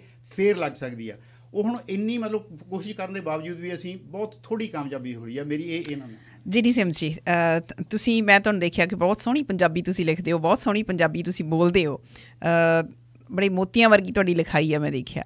ਤੁਹਾਡਾ ਦੂਸਰਾ ਜਿਹੜਾ ਤੁਸੀਂ ਪੋਲੀਟਿਕਸ ਦੇ ਵਿੱਚ ਹੋ, ਤੁਸੀਂ ਫੈਡਰਲ ਪੋਲੀਟਿਕਸ ਦੇ ਵਿੱਚ ਰਹੇ ਹੋ, ਤੁਸੀਂ ਇਸ ਵੇਲੇ ਪ੍ਰੋਵਿੰਸ਼ੀਅਲ ਪੋਲੀਟਿਕਸ ਦੇ ਵਿੱਚ ਹੋ। ਤੀਜੀ ਜਿਹੜੀ ਅੱਜ ਸਟੂਡੀਓ 'ਚ ਤੁਸੀਂ ਬੈਠੇ ਹੋ, ਮੈਨੂੰ ਇਹ ਗੱਲ ਚੰਗੀ ਲੱਗ ਰਹੀ ਹੈ ਕਿ ਤੁਸੀਂ ਖੁਦ ਐਜੂਕੇਸ਼ਨ ਦੇ ਨਾਲ ਜੁੜੇ ਰਹੇ ਹੈਗੇ ਹੋ। 94 ਦੇ ਵਿੱਚ NDP ਸਰਕਾਰ ਨੇ ਇਹ ਜਿਹੜੀ ਪੋਲਿਸੀ ਸੀ ਇਹ ਬਣਾਈ ਸੀ, ਜਿਹਦੇ ਤਹਿਤ ਪੰਜਾਬੀ ਭਾਸ਼ਾ ਵੀ ਸਕੂਲਾਂ ਦੇ ਵਿੱਚ ਪੜ੍ਹਾਈ ਜਾਣ ਦੇ ਲਈ ਜਿਹੜੀ ਉਹ ਮਾਨਤਾ ਮਿਲ ਗਈ ਸੀਗੀ। ਪਰ ਹੁਣ ਜਿੰਨੀ ਵਾਰੀ ਵੀ ਅਸੀਂ ਹਰ ਸਾਲ ਇਹ ਦਿਨ ਮਨਾਉਂਦੇ ਹਾਂ ਨਾ, ਅਸੀਂ ਅੰਤਰਰਾਸ਼ਟਰੀ ਮਾਂ ਬੋਲੀ ਦਿਵਸ 'ਤੇ ਗੱਲਾਂ ਕਰਦੇ ਹਾਂ, ਮੈਨੂੰ ਲੱਗਦਾ ਕਿ ਪਿਛਲੇ ਕਈ ਸਾਲਾਂ ਤੋਂ ਸਾਧੂ ਜੀ ਹੁਣਾਂ ਦੇ ਨਾਲ, ਪਲੀ ਵਾਲਿਆਂ ਦੇ ਨਾਲ ਇਹ ਸਾਡੀ ਗੱਲਬਾਤ ਚੱਲਦੀ ਰਹਿੰਦੀ ਹੈ, ਪਰ ਇਹ ਕਹਿੰਦੇ ਕਿ ਪਰਨਾਲਾ ਉੱਥੇ ਦਾ ਉੱਥੇ ਹੀ ਖੜਾ। ਤੁਸੀਂ ਇਹ ਸਾਰੀ ਗੱਲਬਾਤ ਨੂੰ ਕਿੱਦਾਂ ਦੇਖਦੇ ਹੋ? ਮੈਂ ਆਪਣੇ ਨਜ਼ਰੀਏ ਵੱਲੋਂ ਬਿਲਕੁਲ ਤੁਹਾਡੇ ਨਜ਼ਰੀਏ ਤੋਂ ਪਹਿਲਾਂ ਤਾਂ ਮੈਂ ਬਹੁਤ ਸਾਰਾ ਧੰਨਵਾਦ ਕਰਦੀ ਹਾਂ ਵੀ ਇਹ ਭਰਾ ਨੇ ਅਤੇ ਬਾਕੀ ਸਾਰਿਆਂ ਨੇ ਜਿਨ੍ਹਾਂ ਨੇ ਵੀ ਜਿਹੜੀ ਮਾਂ ਬੋਲੀ ਦਾ ਪੰਜਾਬੀ ਦਾ ਹੈਗਾ ਆ ਇਹਦਾ ਉਪਰਾਲਾ ਚੁੱਕਿਆ ਅਤੇ ਹਾਲੇ ਵੀ ਚੁੱਕਦੇ ਹੀ ਰਹਿੰਦੇ ਆ। ਅਤੇ ਜਦੋਂ ਮੈਂ ਦੇਖਦੀ ਹਾਂ ਜਿੰਨੇ ਸਾਡੇ ਇੱਥੇ ਬੁੱਕਸ ਲਿਖ ਰਹੀਆਂ, ਰਿਲੀਜ਼ ਹੋ ਰਹੀਆਂ ਪੰਜਾਬੀ ਦੇ ਵਿੱਚ, ਮੈਨੂੰ ਸ਼ਾਇਦ ਲੱਗਦਾ ਉਨੀਆਂ ਪੰਜਾਬ ਵਿੱਚ ਵੀ ਨਹੀਂ ਹੁੰਦੀਆਂ ਹੋਣੀਆਂ ਜਿੰਨਾ ਇੱਥੇ ਆਪਣੇ ਸਮਰ ਨੂੰ ਹੁੰਦਾ ਆ। ਪਰ ਆਪਾਂ ਐਜੂਕੇਸ਼ਨ ਦੇ ਵੱਲ ਨੂੰ ਦੇਖੀਏ, ਜਦੋਂ 94 ਦੇ ਵਿੱਚ ਇਹ ਪਾਲਿਸੀ ਪਾਸ ਹੋਈ ਸੀਗੀ, ਇਹ ਪਾਲਿਸੀ ਇਸ ਤਰੀਕੇ ਨਾਲ ਪਾਸ ਹੋਈ ਸੀਗੀ ਵੀ ਸਿਰਫ ਪੰਜਾਬੀ ਨਹੀਂ, ਸਪੈਨਿਸ਼, ਹੋਰ ਕਈ ਵੀ ਲੈਂਗੁਏਜਸ ਐਡ ਕੀਤੀਆਂ ਗਈਆਂ ਸੀਗੀਆਂ ਜਿਹੜੀਆਂ ਇਹ ਕੰਪਲਸਰੀ ਨਹੀਂ ਹੁੰਦੀਆਂ। ਫਰੈਂਚ ਕੰਪਲਸਰੀ ਹੈਗੀ ਆ, ਉਹ ਵੀ ਥੋੜ੍ਹੇ ਸਾਲਾਂ ਲਈ। ਅੱਛਾ। ਅਤੇ ਮਗਰੋਂ ਫਰੈਂਚ ਵੀ ਇਲੈਕਟਿਵ ਹੋ ਜਾਂਦੀ ਆ। ਸੋ ਜਦੋਂ ਬੱਚੇ ਸਾਡੇ ਹਾਈ ਸਕੂਲ ਵਿੱਚ ਆਉਂਦੇ ਆ, ਉਹਨਾਂ ਨੇ ਨਵੀਂ ਲੈਂਗੁਏਜ ਸਿੱਖਣੀ ਆ, ਉੱਥੇ ਇੱਕ ਇਲੈਕਟਿਵ ਹੈਗੀ ਆ, ਉਹਦੇ ਵਿੱਚ ਪੰਜਾਬੀ ਨੂੰ ਪਾਇਆ ਗਿਆ ਸੀਗਾ। ਅਤੇ ਮੈਂ ਉਹਨਾਂ ਦਿਨਾਂ ਦੇ ਵਿੱਚ ਨਨਾਇਮੋ ਵਿੱਚ ਪ੍ਰਧਾਨ ਸੀ ਟੀਚਰਸ ਦੀ ਜੀ, ਅਤੇ ਅਸੀਂ ਸਕੂਲ ਬੋਰਡ ਦੇ ਨਾਲ ਕੰਮ ਕਰਕੇ ਅਸੀਂ ਕਹਿ ਦਿੱਤਾ ਵੀ ਇੱਥੇ ਵੀ ਪੰਜਾਬੀ ਚੱਲੂਗੀ, ਕਰਕੇ ਨਨਾਇਮੋ ਦੇ ਵਿੱਚ ਕਾਫੀ ਆਪਣੇ ਪਰਿਵਾਰ ਸੀਗੇ ਉਹਨਾਂ ਦਿਨਾਂ ਦੇ ਵਿੱਚ। ਪਰ ਉਹਨਾਂ ਦੀ ਇੱਕੋ ਹੀ ਸ਼ਰਤ ਸੀਗੀ ਵੀ ਮਿਨੀਮਮ 15 ਬੱਚੇ ਹੋਣੇ ਚਾਹੀਦੇ ਜੀ। ਉਹਦੇ ਨਾਲ ਮੈਂ ਵੀ ਸਹਿਮਤ ਹਾਂ, ਕਿਉਂਕਿ ਸਕੂਲਾਂ ਨੂੰ ਜਿਸ ਤਰ੍ਹਾਂ ਬਜਟ ਮਿਲਦੀ ਆ, ਉਹ ਮਿਲਦੀ ਆ ਹਿਸਾਬ ਦੇ ਨਾਲ। 15 ਸਨ ਜਾਂ 25 ਸਨ ਉਹਨਾਂ ਦਿਨਾਂ ਦੇ ਵਿੱਚ, ਕਰਕੇ ਨਵਾਂ ਪ੍ਰੋਗਰਾਮ ਸੀਗਾ। ਉਹ ਕਹਿੰਦੇ ਸੀ ਜੇ ਸਾਨੂੰ 15 ਵੀ ਮਿਲ ਗਏ ਅਸੀਂ ਫਿਰ ਵੀ ਚਲਾ ਲਵਾਂਗੇ ਜੀ। 94 ਦੀ ਗੱਲ ਮੈਂ ਕਰਦੀ ਹਾਂ, 95 ਦੀ। ਅਤੇ ਬੱਚੇ ਤਾਂ ਸਾਈਨ ਅਪ ਹੋ ਗਏ ਸੀ, ਪੇਰੈਂਟਸ ਨਾਲ ਵੀ ਮੀਟਿੰਗ ਕੀਤੀਆਂ, ਮੈਂ ਵੀ ਉੱਥੇ ਮੀਟਿੰਗਸ ਵਿੱਚ ਸੀਗੀ, ਸਕੂਲ ਟਰਸਟੀਜ਼ ਵੀ ਸੀਗੇ, ਪੇਰੈਂਟਸ ਸਕੂਲ ਪ੍ਰਿੰਸੀਪਲ ਵੀ ਸੀਗਾ। ਸੋ ਪੇਰੈਂਟਸ ਨੂੰ ਪਹਿਲਾਂ ਤਾਂ ਗੁਰਦੁਆਰੇ ਬਣਾਇਆ ਗਿਆ ਵੀ ਆਹ ਕੰਮ ਹੁਣ ਹੈਗਾ ਵੀ ਆਪਾਂ ਆਪਣੇ ਬੱਚਿਆਂ ਨੂੰ ਉੱਧਰ ਲਾਈਏ, ਕਰਕੇ ਉਹਨਾਂ ਦਿਨਾਂ ਦੇ ਵਿੱਚ ਗੁਰਦੁਆਰੇ ਪੰਜਾਬੀ ਸਿਖਾਉਂਦੇ ਹੁੰਦੇ ਸੀਗੇ ਨਨਾਇਮੋ ਦੇ ਵਿੱਚ। ਅਤੇ ਪੇਰੈਂਟਸ ਨੂੰ ਵੀ ਚਾਅ ਸੀਗਾ, ਅਤੇ ਉਹਨਾਂ ਨੇ ਬੱਚਿਆਂ ਨੂੰ ਖੋਜ ਸਿਲੈਕਸ਼ਨ ਵਿੱਚ ਚੈੱਕ ਆਫ ਤਾਂ ਜ਼ਰੂਰ ਕਰ ਦਿੱਤਾ। ਪਰ ਜਦੋਂ ਪੇਰੈਂਟਸ ਘਰ ਨੂੰ ਚੱਲ ਗਏ, 2-3 ਦਿਨ ਬਾਅਦ ਬੱਚਿਆਂ ਨੇ ਆ ਕੇ, ਹਰੇਕ ਨੇ ਨਹੀਂ, ਆਪਣੇ ਨਾਂ ਕੱਟ ਕਰਕੇ ਵੀ ਸਾਨੂੰ ਐਸਾ ਇਲੈਕਟਿਵ ਦੇ ਵਿੱਚ ਪਾ ਦੇਵੋ, ਅਸੀਂ ਇਹ ਇਲੈਕਟਿਵ ਨਹੀਂ ਲੈਣੀ। ਉਹਦੇ ਨਾਲ ਸਿਰਫ 7 ਬੱਚੇ ਰਹਿ ਗਏ ਸੀ। ਓਕੇ। ਫਿਰ ਪੇਰੈਂਟਸ ਨੂੰ ਫੋਨ ਕੀਤਾ ਅਤੇ ਪੇਰੈਂਟਸ ਕਹਿੰਦੇ ਅਸੀਂ ਆਪਣਾ ਪੂਰਾ ਜ਼ੋਰ ਲਾ ਲਿਆ, ਜੇ ਬੱਚੇ ਨਹੀਂ ਮੰਨਦੇ ਅਸੀਂ ਹੁਣ ਕੀ ਕਰੀਏ, right. And I understood that. So ਮੇਰਾ ਨਨਾਇਮੋ ਦਾ ਬੋਰਡ, ਸਕੂਲ ਬੋਰਡ ਉਹਨਾਂ ਦਿਨਾਂ ਦੇ ਵਿੱਚ ਬਹੁਤ ਹੀ ਪ੍ਰੋਗਰੈਸਿਵ ਸੀਗਾ, ਅਤੇ ਮੈਂ ਉਹਨਾਂ ਦਾ ਬਹੁਤ ਹੀ ਅਪਰੀਸ਼ੀਏਸ਼ਨ ਕਰਦੀ ਹਾਂ ਵੀ ਉਹਨਾਂ ਨੇ ਪੂਰੀ ਕੋਸ਼ਿਸ਼ ਕੀਤੀ ਸਾਡੇ ਨਾਲ। ਅੱਜ ਜੋ ਕੁਛ ਮੈਂ ਸੁਣ ਰਹੀ ਹਾਂ ਵੈਨਕੂਵਰ ਦੇ ਵਿੱਚ ਹੋਇਆ, ਮੈਨੂੰ ਤਾਂ ਅੱਜ ਹੈਰਾਨਗੀ ਹੁੰਦੀ ਆ ਵੀ ਉਹਨਾਂ ਨੇ ਕਹਿ ਦਿੱਤਾ ਵੀ ਜਿਹੜੇ ਬੱਚੇ ਪੰਜਾਬੀਆਂ ਘਰਾਂ ਵਿੱਚੋਂ ਆ ਉਹ ਲੈਂਗੁਏਜ ਨੂੰ ਸਾਈਨ ਅਪ ਨਹੀਂ ਕਰ ਸਕਦੇ। ਦੇਖੋ, ਜਿਹੜੀ ਲੈਂਗੁਏਜ ਹੁੰਦੀ ਹਾਈ ਸਕੂਲ ਦੇ ਵਿੱਚ ਆਫਰ ਕਰਦੇ ਆ, ਉਹਦੇ 2 ਲੈਵਲ ਹੁੰਦੇ ਆ, ਇੰਟਰੋਡਕਟਰੀ 3 and 12। ਅੱਛਾ। ਜਿਹੜੀ ਇੰਟਰੋਡਕਟਰੀ ਆ ਲੈਂਗੁਏਜ ਹੁੰਦੀ ਉਹ ਗ੍ਰੇਡ 9 and 10 ਲੈ ਲੈਂਦੇ ਆ, ਫਿਰ ਜਾ ਕੇ 11-12 ਉਹ ਇਕੱਠੇ ਕਰ ਦਿੰਦੇ ਆ, ਜਿੱਦਾਂ ਮੇਰਾ ਪਰਸਨਲ ਐਕਸਪੀਰੀਅੰਸ ਆ ਬੱਚਿਆਂ 'ਤੇ। ਨਹੀਂ ਮੈਨੂੰ ਫਿਨਿਸ਼ ਪਲੀਜ਼। ਅਤੇ ਪਰ ਮੈਂ ਇਹ ਜ਼ਰੂਰ ਮੰਨਦੀ ਹਾਂ ਜਿਹੜੀ ਐਬਸਲੂਟ ਬਿਗਿਨਿੰਗ ਲੈਂਗੁਏਜ ਆ, ਜਿਹੜਾ ਬੱਚਾ ਪੰਜਾਬੀ ਬੋਲ ਲੈਂਦਾ ਆ, ਉਹ ਤਾਂ ਉਹਦੇ ਵਿੱਚ ਫਿਰ ਜਾ ਹੀ ਨਹੀਂ ਸਕਦਾ। ਉੱਥੇ ਤਾਂ ਤੁਹਾਨੂੰ ਸਿਰਫ ਬੇਸਿਕ ਫਾਊਂਡੇਸ਼ਨ ਸਿਖਾਉਂਦੇ ਆ, ਜਿੱਦਾਂ ਬਿਗਿਨਿੰਗ ਫਰੈਂਚ ਹੋ, ਬਿਗਿਨਿੰਗ ਸਪੈਨਿਸ਼ ਮੇਰੇ ਲਈ ਹੋਊਗੀ। ਅਤੇ ਫਿਰ ਜਿਹੜੀ ਤੁਹਾਡੀ ਰੈਗੂਲਰ ਆ ਜਾਂਦੀ ਆ language, okay, let's say French 11, that I don't, ਮੈਂ ਨਹੀਂ ਕਹਿੰਦੀ ਵੀ ਉਹਨਾਂ ਨੇ ਨਹੀਂ ਕੀਤਾ, ਫਿਰ ਇਹ ਬਹੁਤ ਮੁਸ਼ਕਿਲ ਹੈਗਾ ਸਕੂਲ ਬੋਰਡ ਕਹਿਣ ਨੂੰ ਵੀ ਜਿਹੜੇ ਬੋਲ ਸਕਦੇ ਉਹ ਨਹੀਂ ਰਜਿਸਟਰ ਕਰ ਸਕਦੇ। ਅੱਛਾ, ਨਾ ਸਕੂਲ ਦੇ ਐਗਜ਼ਾਮਸ ਮੈਨੂੰ ਪਤਾ ਹਾਲੇ ਵੀ ਚੈਲੰਜ ਕਰ ਸਕਦੇ ਆ, ਲਾਈਕ ਜਿਹੜਾ ਉਹਨਾਂ ਦੀ ਗ੍ਰੇਡ 11 ਐਗਜ਼ਾਮ ਹੁੰਦਾ ਲੈਂਗੁਏਜ, ਉਹ ਚੈਲੰਜ ਕਰ ਸਕਦੇ। ਮੈਨੂੰ ਬਹੁਤ ਸਾਰੇ ਬੱਚੇ ਜਾਣਦੇ ਆ ਜਿਨ੍ਹਾਂ ਨੂੰ ਕ੍ਰੈਡਿਟ ਮਿਲਦੀਆਂ ਸੀਗੀਆਂ ਪੰਜਾਬੀ ਦੀਆਂ, ਪਰ ਉਹਨਾਂ ਨੂੰ ਕਲਾਸਾਂ ਨਹੀਂ ਸੀ ਮਿਲੀਆਂ। ਅੱਛਾ, ਕਿ ਉਹਨਾਂ ਨੂੰ ਕਲਾਸਾਂ ਦੀ ਲੋੜ ਹੈ ਨਹੀਂ ਸੀਗੀ, ਉਹਨਾਂ ਨੇ ਐਗਜ਼ਾਮ ਚੈਲੰਜ ਕਰ ਦਿੱਤਾ। ਸੋ ਇੱਕ ਤਾਂ ਮੈਨੂੰ ਪਤਾ ਉਹਨਾਂ ਦਿਨਾਂ ਦੇ ਵਿੱਚ ਸਰੀ ਵਿੱਚ ਬਹੁਤ ਵੱਡੀ ਆਵਾਜ਼ ਉੱਠੀ ਸੀਗੀ ਜਦੋਂ ਇੱਥੇ ਸਰੀ ਸਕੂਲ ਬੋਰਡ ਨੇ ਕਹਿ ਦਿੱਤਾ ਸੀ ਵੀ ਸਾਨੂੰ ਪੈਸੇ ਦੇਵੋ। ਮੈਂ ਉੱਥੇ ਹੀ ਸੀ ਨਨਾਇਮੋ ਵਿੱਚ, ਉਹਦਾ ਤਾਂ ਮੈਨੂੰ ਵੀ ਪਤਾ, ਮੈਂ ਵੀ ਰੌਲਾ ਪਾਇਆ ਸੀਗਾ ਵੀ ਕਿਉਂ ਅਸੀਂ ਨਾ ਇੰਗਲਿਸ਼ ਲਈ, ਨਾ PE ਲਈ, ਹੋਰ ਕਿਸੇ ਚੀਜ਼, ਫ੍ਰੈਂਚ ਲਈ ਨਹੀਂ ਪੈਸੇ ਦੇ। ਸੋ ਹੋਪਫੁਲੀ ਕਿਤੇ ਹੋਰ ਇਸ ਤਰ੍ਹਾਂ ਹੁਣ ਨਹੀਂ ਹੋ ਰਿਹਾ, ਹੁਣ ਨਹੀਂ ਹੈ ਹੋ ਰਿਹਾ। ਪਰ ਹਾਲੇ ਵੀ ਮੈਂ ਤੁਹਾਨੂੰ ਕਹਿ ਦਿੰਦੀ ਹਾਂ ਵੀ ਸਾਡੇ ਬੱਚਿਆਂ ਦੇ ਵਿੱਚ ਜੇ ਉਹਨਾਂ ਨੂੰ ਕਹੋ ਤੁਸੀਂ ਗ੍ਰੇਡ 11 ਦੇ ਵਿੱਚ 4 ਇਲੈਕਟਿਵਸ ਚੁਣਨੇ ਆ, ਆਪਣੇ ਬੱਚੇ ਫਿਰ ਵੀ ਜੇ ਉਹਨਾਂ ਦੇ ਮੂਹਰੇ ਆਫਰ ਆ ਜਾਵੇ ਘੱਟ ਚੁਣਦੇ ਆ। ਪਰ ਹੁਣ ਮੈਂ ਜਦੋਂ ਦੇਖਾਂ ਆਪਣੇ ਸਰੀ ਦੇ ਵਿੱਚ ਕਾਫੀ ਪੰਜਾਬੀ ਦੀਆਂ ਕਲਾਸਾਂ ਚੱਲ ਰਹੀਆਂ ਆ, ਕਾਫੀ ਚੱਲ ਰਹੀਆਂ ਆ, ਹੋਰ ਇਲਾਕਿਆਂ 'ਚ ਕਿਉਂ ਨਹੀਂ ਚੱਲ ਰਹੀਆਂ? ਇਹ ਸਿਰਫ ਐਜੂਕੇਸ਼ਨ ਦਾ ਪ੍ਰੋਬਲਮ ਨਹੀਂ, ਇਹ ਕਮਿਊਨਿਟੀ ਨੂੰ ਆਪ ਨੂੰ ਵੀ ਸੋਚਣਾ ਪੈਣਾ ਆ ਵੀ ਸਾਡੇ ਬੱਚੇ ਕਿਉਂ ਨਹੀਂ ਚੁਣ ਰਹੇ। ਪਰ ਜੇ ਸਰਕਾਰ ਵੱਲੋਂ ਜਿਹੜੀ ਪੋਲਿਸੀ ਆ ਉਹ ਡਿਫਰੈਂਟਲੀ ਅਪਲਾਈ ਜਾਂਦੀ ਆ ਪੰਜਾਬੀ ਦੇ ਨਾਲ, ਜਿੱਦਾਂ ਵੀ ਅਸੀਂ ਸਪੈਨਿਸ਼ ਨਾਲ ਵੀ ਅਪਲਾਈ ਕਰੀ ਦੀ ਆ ਉਹਨੂੰ, ਗਾਂ ਹੋਰ ਕਈ ਵੀ ਲੈਂਗੁਏਜਸ ਹੈਗੀਆਂ ਆ, ਜੇ ਡਿਫਰੈਂਟ ਤਰੀਕੇ ਨਾਲ ਅਪਲਾਈ ਕੀਤੀ ਜਾਂਦੀ ਆ ਫਿਰ ਤਾਂ ਉਹ ਬੇਇਨਸਾਫੀ ਹੈਗੀ ਆ, ਉਹਦਾ ਆਪਾਂ ਨੂੰ ਹੱਲ ਟੋਲਣਾ ਚਾਹੀਦਾ ਆ। ਡਿਫਰੈਂਟ ਤਰੀਕੇ ਨਾਲ ਇਨ ਸੈਂਸ ਜੇ ਕਹਿੰਦੇ ਆ ਵੀ ਉਹ ਕਹਿ ਦਿੰਦੇ ਵੀ ਪੰਜਾਬੀ ਨੂੰ ਤੁਹਾਨੂੰ ਆਹ ਕਰਨਾ ਪੈਣਾ, ਆਹ ਕਰਨਾ ਪੈਣਾ, ਕੰਡੀਸ਼ਨਸ ਲਾਉਂਦੇ ਆ, ਕੰਡੀਸ਼ਨਸ ਲਾਉਂਦੇ ਆ। ਦੇਖੋ ਸਪੈਨਿਸ਼ ਜਿਹੜੇ ਸਾਡੇ ਬੱਚੇ ਆਉਂਦੇ ਆ ਮੈਕਸੀਕੋ ਤੋਂ, they can challenge the exam and then move on to the next level. ਪਰ ਜਿਨ੍ਹਾਂ ਨੂੰ ਨਹੀਂ ਸਪੈਨਿਸ਼ ਆਉਂਦੀ, ਜਿੱਥੇ ਸਕੂਲਾਂ ਵਿੱਚ ਸਪੈਨਿਸ਼ ਆਫਰ ਕਰਦੇ ਆ, ਮੇਰੇ ਗ੍ਰੈਂਡ ਚਿਲਡਰਨਸ ਨੇ ਵੀ ਸਪੈਨਿਸ਼ ਪੜ੍ਹੀ, ਰਾਈਟ, ਮਾਈ ਚਿਲਡਰਨ ਟੁਕ ਜਾਪਾਨੀਜ਼। ਸੋ ਡਿਫਰੈਂਟ ਲੈਂਗੁਏਜਸ ਹੈਗੀਆਂ ਆ। ਪਰ ਸਭ ਤੋਂ ਵੱਡੀ ਗੱਲ ਹੈਗੀ ਆ, ਮੈਂ ਆਪ ਕਹਿੰਦੀ ਹਾਂ, ਮੈਂ ਤਾਂ ਬਹੁਤ ਚਾਹੁੰਦੀ ਸੀਗੀ ਵੀ ਨਨਾਇਮੋ ਵਿੱਚ ਪੰਜਾਬੀ ਉਹਨਾਂ ਦਿਨਾਂ ਵਿੱਚ ਹੁੰਦੀ, ਫਿਰ ਮੇਰੇ ਬੱਚੇ ਵੀ ਉੱਥੇ ਪੜ੍ਹ ਸਕਦੇ ਸੀ, ਪਰ ਉੱਥੇ ਵੀ ਸਾਈਨ ਅਪ ਨਹੀਂ ਹੋਈ। ਓਕੇ, ਇਸ ਵੇਲੇ ਹਾਂਜੀ ਐਕਸੈਪਟ ਕਰਨੀ ਚਾਹੁੰਦਾ ਮੈਂ ਬਰੀਫਲੀ। ਤੁਸੀਂ ਇੱਕ ਚੀਜ਼ ਮਿਸ ਕਰ ਗਏ ਆ, ਜਿਹੜੀ ਪਾਲਿਸੀ ਸੀਗੀ ਨਾ ਉਹਦੇ ਵਿੱਚ ਗ੍ਰੇਡ 5 ਤੋਂ 8 ਤੱਕ ਕੰਪਲਸਰੀ ਆ ਸੈਕੰਡ ਲੈਂਗੁਏਜ ਪੜ੍ਹਨੀ। ਜੇ ਕੋਈ ਲੈਂਗੁਏਜ ਇਹਨਾਂ ਦੂਜੀਆਂ ਜਿਹੜੀਆਂ ਨਾਲ ਜੋੜੀਆਂ ਸੀ 1994 ਦੇ ਵਿੱਚ, ਉਹਨਾਂ ਦੇ ਵਿੱਚੋਂ ਕਿਸੇ ਦੀ ਨਹੀਂ ਰਿਕੁਐਸਟ ਕੀਤੀ ਜਾਂਦੀ, ਡਿਮਾਂਡ ਕੀਤੀ ਜਾਂਦੀ ਕਿਸੇ ਸਕੂਲ ਦੇ ਵਿੱਚ ਜਾਂ ਸਕੂਲ ਬੋਰਡ ਦੇ ਵਿੱਚ, ਬਾਈ ਡਿਫਾਲਟ ਫ੍ਰੈਂਚ ਆ। ਸੋ ਜ਼ਿਆਦਾ ਸਮੱਸਿਆ ਜਿਹੜੀ ਆ ਉਹ ਗ੍ਰੇਡ 5 ਤੋਂ 8 ਤੱਕ, ਇੱਕ ਤਾਂ ਮਤਲਬ ਸਕੂਲ ਸਿਸਟਮ 'ਚ ਬਦਲ ਗਿਆ, ਪਹਿਲਾਂ ਮਿਡਲ ਸਕੂਲ ਹੁੰਦਾ ਸੀ ਵਿਚਾਲੇ, ਹੁਣ ਕੋਈ ਵੀ ਸਕੂਲ ਜਿਹੜਾ ਆ ਉਹ ਕੁਛ ਸਕੂਲ ਜਿਹੜੇ ਆ ਉਹ 7 ਤੱਕ ਜਾਂਦੇ ਆ, ਹੈ ਨਾ। ਸੋ ਇਹ ਹੈਗੀ 8 ਤੱਕ। ਬਹੁਤੇ ਸਕੂਲ ਜਿਹੜੇ ਆ ਉਹ ਇਸ ਕਰਕੇ ਵੀ ਨਹੀਂ ਲਾਉਂਦੇ ਕਿ ਉਹਨਾਂ ਦੇ ਬੱਚੇ ਫਿਰ 8ਵੀਂ 'ਚ ਕਿੱਥੇ ਜਾਣਗੇ, ਉਹ ਕਿਹੜੇ ਸਕੂਲ 'ਚ ਜਾਣਗੇ ਜੇ ਸੈਕੰਡਰੀ ਸਕੂਲ ਨਹੀਂ ਹੈ ਲਾਗੇ ਕੋਈ। ਸੋ ਜਿਹੜੀਆਂ ਇਹ ਸਮੱਸਿਆਵਾਂ ਹੈਗੀਆਂ, ਅਸੀਂ ਉਦੋਂ ਤੋਂ ਹੀ ਇਹ ਹਾਈਲਾਈਟ ਕਰਦੇ ਰਹੇ ਹਾਂ ਔਰ ਸਾਨੂੰ ਇਹਨਾਂ ਦਾ ਜਵਾਬ ਨਹੀਂ ਮਿਲਿਆ ਸਰਕਾਰ ਵੱਲੋਂ। ਅੱਜ ਤੁਸੀਂ ਕੋਲ ਬੈਠੇ ਆ, ਜੀ ਮਦਦ ਕਰ ਸਕਦੇ, ਕਿਉਂਕਿ ਸਾਧੂ ਜੀ ਐਫਰਟਸ ਕਰ ਰਹੇ ਆ, ਹੈ ਨਾ, ਇਸ ਕਰਕੇ ਮੈਂ ਇੱਦਾਂ ਕਰਦੇ ਆ। ਹੁਣ ਆਪਣਾ ਮੀਟਿੰਗ ਹੋ ਸਕਦੀਆਂ, ਠੀਕ ਹੈ, ਕਿਸੇ ਦਿਨ ਮੇਰੇ ਆਫਿਸ ਵਿੱਚ ਆਪਾਂ ਟਾਈਮ ਸੈੱਟ ਕਰੀਏ, ਬਿਲਕੁਲ, ਤੁਸੀਂ ਹੋਰ ਕਿਸੇ ਨੂੰ ਨਾਲ ਲੈ ਕੇ ਆਉਣਾ, ਨਾਲ ਲੈ ਕੇ ਆਵੋ, ਹਾਂਜੀ, ਬਿਕਾਜ਼ ਇਸ ਗੱਲ ਦੀ ਬਰੀਕੀ ਦੇ ਵਿੱਚ ਮੈਂ ਵੀ ਪਹੁੰਚਣਾ ਚਾਹੁੰਦੀ ਹਾਂ, ਕਰਕੇ ਬਹੁਤ ਵਾਰੀ ਮੇਰੇ ਦਿਮਾਗ ਵਿੱਚ ਆਉਂਦਾ ਆ ਵੀ ਸਾਡੇ ਪੇਰੈਂਟਸ ਕਹਿ ਦਿੰਦੇ ਵੀ ਅਸੀਂ ਬੱਚੇ ਨੂੰ ਖਾਲਸਾ ਸਕੂਲ ਭੇਜਣ ਲੱਗੇ ਆ, ਉਹਨਾਂ ਦਾ ਇੱਕੋ ਹੀ ਕਾਰਨ ਹੁੰਦਾ ਆ, ਧਾਰਮਿਕ ਬਹੁਤ ਘੱਟ ਸੁਣੀਦਾ ਆ, ਜਿੱਦਾਂ ਮੈਨੂੰ ਦੱਸਦੇ ਆ, ਉਹ ਕਹਿੰਦੇ ਉੱਥੇ ਪੰਜਾਬੀ ਸਿੱਖਣਗੇ। ਮੈਂ ਕਿਹਾ ਤੁਸੀਂ ਪੈਸੇ ਦੇ ਕੇ ਪੰਜਾਬੀ ਪੜ੍ਹਾਉਂਦੇ ਆ, they've got the right to learn French in the public school system, English, Punjabi in the English school system. So ਜੇ ਵਿੱਚ ਕੋਈ barriers ਹੈਗੇ ਆ ਨਾ, ਜਿਹੜੇ ਵੀ ਸ਼ਾਇਦ ਅਸੀਂ ਨਹੀਂ ਸਮਝ ਰਹੇ, ਹੁਣ ਸਰਕਾਰ ਵੱਲੋਂ ਵੀ ਮੈਂ ਕਹਿ ਸਕਦੀ ਹਾਂ, let's sit down।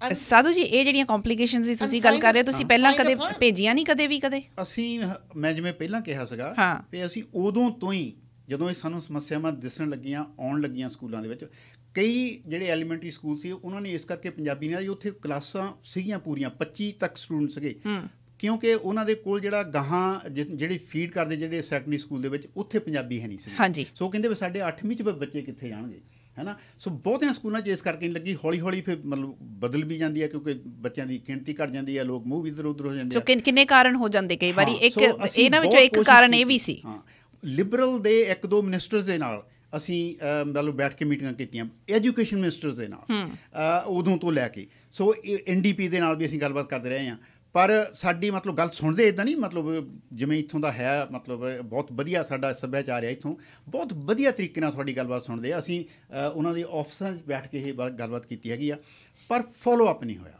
ਦੇਖੋ ਆਪਣੇ ਜਿਹੜੇ ਆਪਾਂ ਸੋਚ ਲਈ ਜਿਹੜੇ ਖਾਲਸਾ ਸਕੂਲ ਵੀ ਜਾਂਦੇ ਆ ਜਾਂ ਜਿਹੜੇ ਮੁਸਲਿਮ ਸਕੂਲ ਵੀ ਜਾਂਦੇ ਆ, ਬਹੁਤ ਸਾਰੇ ਬੱਚੇ ਗ੍ਰੇਡ 7 ਤੱਕ ਹੀ ਜਾਂਦੇ ਆ, ਉਹ ਬਾਅਦ ਵਿੱਚ ਮੇਨ ਸਟਰੀਮ ਸਕੂਲ ਵਿੱਚ ਆਉਣ ਲੱਗ ਪੈਂਦੇ ਆ।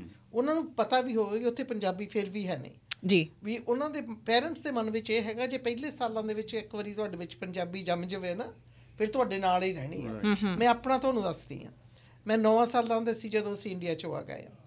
ਬਹੁਤ ਪਹਿਲਾਂ ਤਾਂ ਹੋਰ ਕੋਈ ਆਪਣੇ ਉੱਥੇ ਪੰਜਾਬੀ ਬੋਲਣ ਵਾਲਾ ਇੰਗਲੈਂਡ ਵਿੱਚ ਹੈ ਹੀ ਨਹੀਂ ਸੀ। ਸਾਡਾ ਪਰਿਵਾਰ ਸੀ, ਇੱਕ ਹੋਰ ਸੀਗੇ ਫੈਮਿਲੀ, ਉਹਨਾਂ ਦੇ ਬੱਚੇ ਨਹੀਂ ਸੀਗੇ।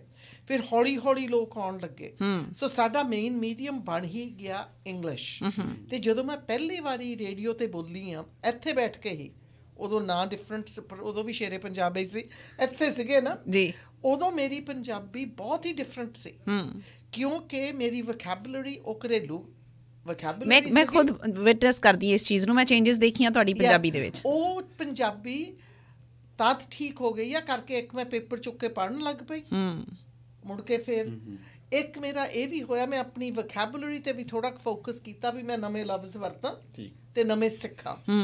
ਅਤੇ ਪਰ ਸਭ ਤੋਂ ਵੱਡਾ ਕਾਰਨ ਇਹ ਆ, ਮੈਂ ਨਿੱਕੀ ਹੁੰਦੀ ਵੀ ਪੜ੍ਹਦੀ ਹੁੰਦੀ ਸੀਗੀ, ਮੈਨੂੰ ਬੁੱਕਾਂ ਦਾ ਬਹੁਤ ਸ਼ੌਂਕ ਹੁੰਦਾ ਸੀ ਪੰਜਾਬੀ ਵਿੱਚ ਵੀ ਜੀ।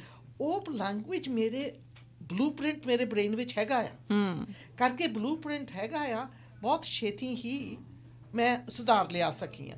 ਹਾਲੇ ਵੀ ਮੇਰੀ ਪੰਜਾਬੀ ਜਗਰੂਪ ਬਰਾੜ ਵਰਗੀ ਹੈ ਨਹੀਂ, ਜਦੋਂ ਉਹ ਬੋਲਦਾ ਉਹ ਤਾਂ ਬਹੁਤ ਹੀ ਪੋਇਟਿਕ ਲੱਗਦਾ ਹੁੰਦਾ ਆ, ਅਤੇ ਮੈਂ ਬਾਅਦ ਵੇਲੇ ਉਹਨੂੰ ਮਾਸੀ ਕਹਿੰਦੀ ਵੀ ਹੁੰਦੀ ਆ, ਅੱਧੇ ਲਫ਼ਜ਼ ਤਾਂ ਤੂੰ ਜਿਹੜੇ ਵਰਤਦਾ ਆ ਵੀ ਸਾਡੇ ਆਮ ਲੋਕ ਤਾਂ ਸਮਝਦੇ ਹੀ ਨਹੀਂ। ਠੀਕ ਹੈ ਜਿਨੀ ਜੀ, ਕਿਉਂਕਿ ਸਾਧੂ ਜੀ ਹੁਣੀ ਪ੍ਰੈਕਟੀਕਲੀ ਕੰਮ ਕਰ ਰਹੇ ਆ, ਦੈਟਸ ਵਾਈ ਮੈਂ ਚਾਹੁੰਦੀ ਸੀ ਕਿ ਅੱਜ ਆਪਾਂ ਰਲ ਕੇ ਬੈਠ ਕੇ ਗੱਲ ਕਰੀਏ। ਇਹ ਨਹੀਂ ਹੈ ਕਿ ਹਰ ਸਾਲ ਅਸੀਂ ਇਸ ਦਿਨ ਬੈਠ ਜਾਇਆ ਕਰੀਏ, ਫਿਰ ਅਸੀਂ ਕੁਝ ਗੱਲਾਂ ਕਰੀਏ ਪੰਜਾਬੀ ਬੋਲੀ ਬਾਰੇ, ਫਿਰ ਗੱਲ ਖਤਮ ਹੋ ਜਾਵੇ। ਇਹ ਵੀ ਆ ਕੇ ਕਹਿ ਜਾਇਆ ਕਰਨ ਹਰ ਵਾਰੀ ਕਿ ਅਸੀਂ ਕੋਸ਼ਿਸ਼ ਕਰ ਰਹੇ ਹਾਂ, ਅਤੇ ਉੱਧਰੋਂ ਕਦੇ ਤੁਹਾਡੇ ਨਾਲ ਗੱਲ ਹੋਵੇ ਵੀ ਹਾਂਜੀ ਅਸੀਂ ਜ਼ਰੂਰ ਕਰਨੀ ਚਾਹੀਦੀ ਆ, ਕਰਾਂਗੇ, ਉਹ ਗੱਲ ਨਾ ਹੋਵੇ। ਥੋੜ੍ਹੇ ਜਿਹੇ ਸਾਰਥਿਕ ਤੌਰ ਦੇ ਉੱਤੇ ਕਦਮ ਜਿਹੜੇ ਉਹ ਪੁੱਟੇ ਜਾਣੇ ਚਾਹੀਦੇ ਜ਼ਰੂਰ। ਸਾਡੀ ਪਹਿਲੀ ਵਾਰੀ ਇੱਦਾਂ ਆਮਣੇ ਸਾਹਮਣੇ ਇਸ ਇਸ਼ੂ 'ਤੇ ਗੱਲ ਹੋਈ ਆ। ਮੈਂ ਇਹਨਾਂ ਦੀ ਸਿਫਤ ਕਰਨੀ ਚਾਹੁੰਦਾ, ਮਤਲਬ ਉਹ ਇਹ ਕਿ ਅਸੀਂ ਇਹਨਾਂ ਨੂੰ ਇੱਕ ਵਾਰੀ ਪਲੀ ਦੀ ਇੰਟਰਨੈਸ਼ਨਲ ਫੰਕਸ਼ਨ ਦੇ ਉੱਤੇ ਨਾ ਪੈਨਲ ਦੇ ਵਿੱਚ ਸੱਦਿਆ ਸੀ, ਔਰ ਇਹ ਬਹੁਤ ਖੁਸ਼ੀ ਨਾਲ ਆਏ ਸੀ। ਉਦੋਂ ਇਹ ਪ੍ਰਧਾਨ ਹੁੰਦੇ ਸੀਗੇ, ਤੁਹਾਨੂੰ ਯਾਦ ਹੈ? ਹਾਂਜੀ ਹਾਂ। ਅਤੇ ਮੈਂ ਇਹਨਾਂ ਨੂੰ ਇਨਵਾਈਟ ਕੀਤਾ ਔਰ ਇਹ ਆਏ, ਔਰ ਇਹਨਾਂ ਨੇ ਆ ਕੇ ਉਦੋਂ ਵੀ ਬਹੁਤ ਵਧੀਆ ਗੱਲਾਂ ਕੀਤੀਆਂ। ਸੋ ਮਤਲਬ ਸਿਰਫ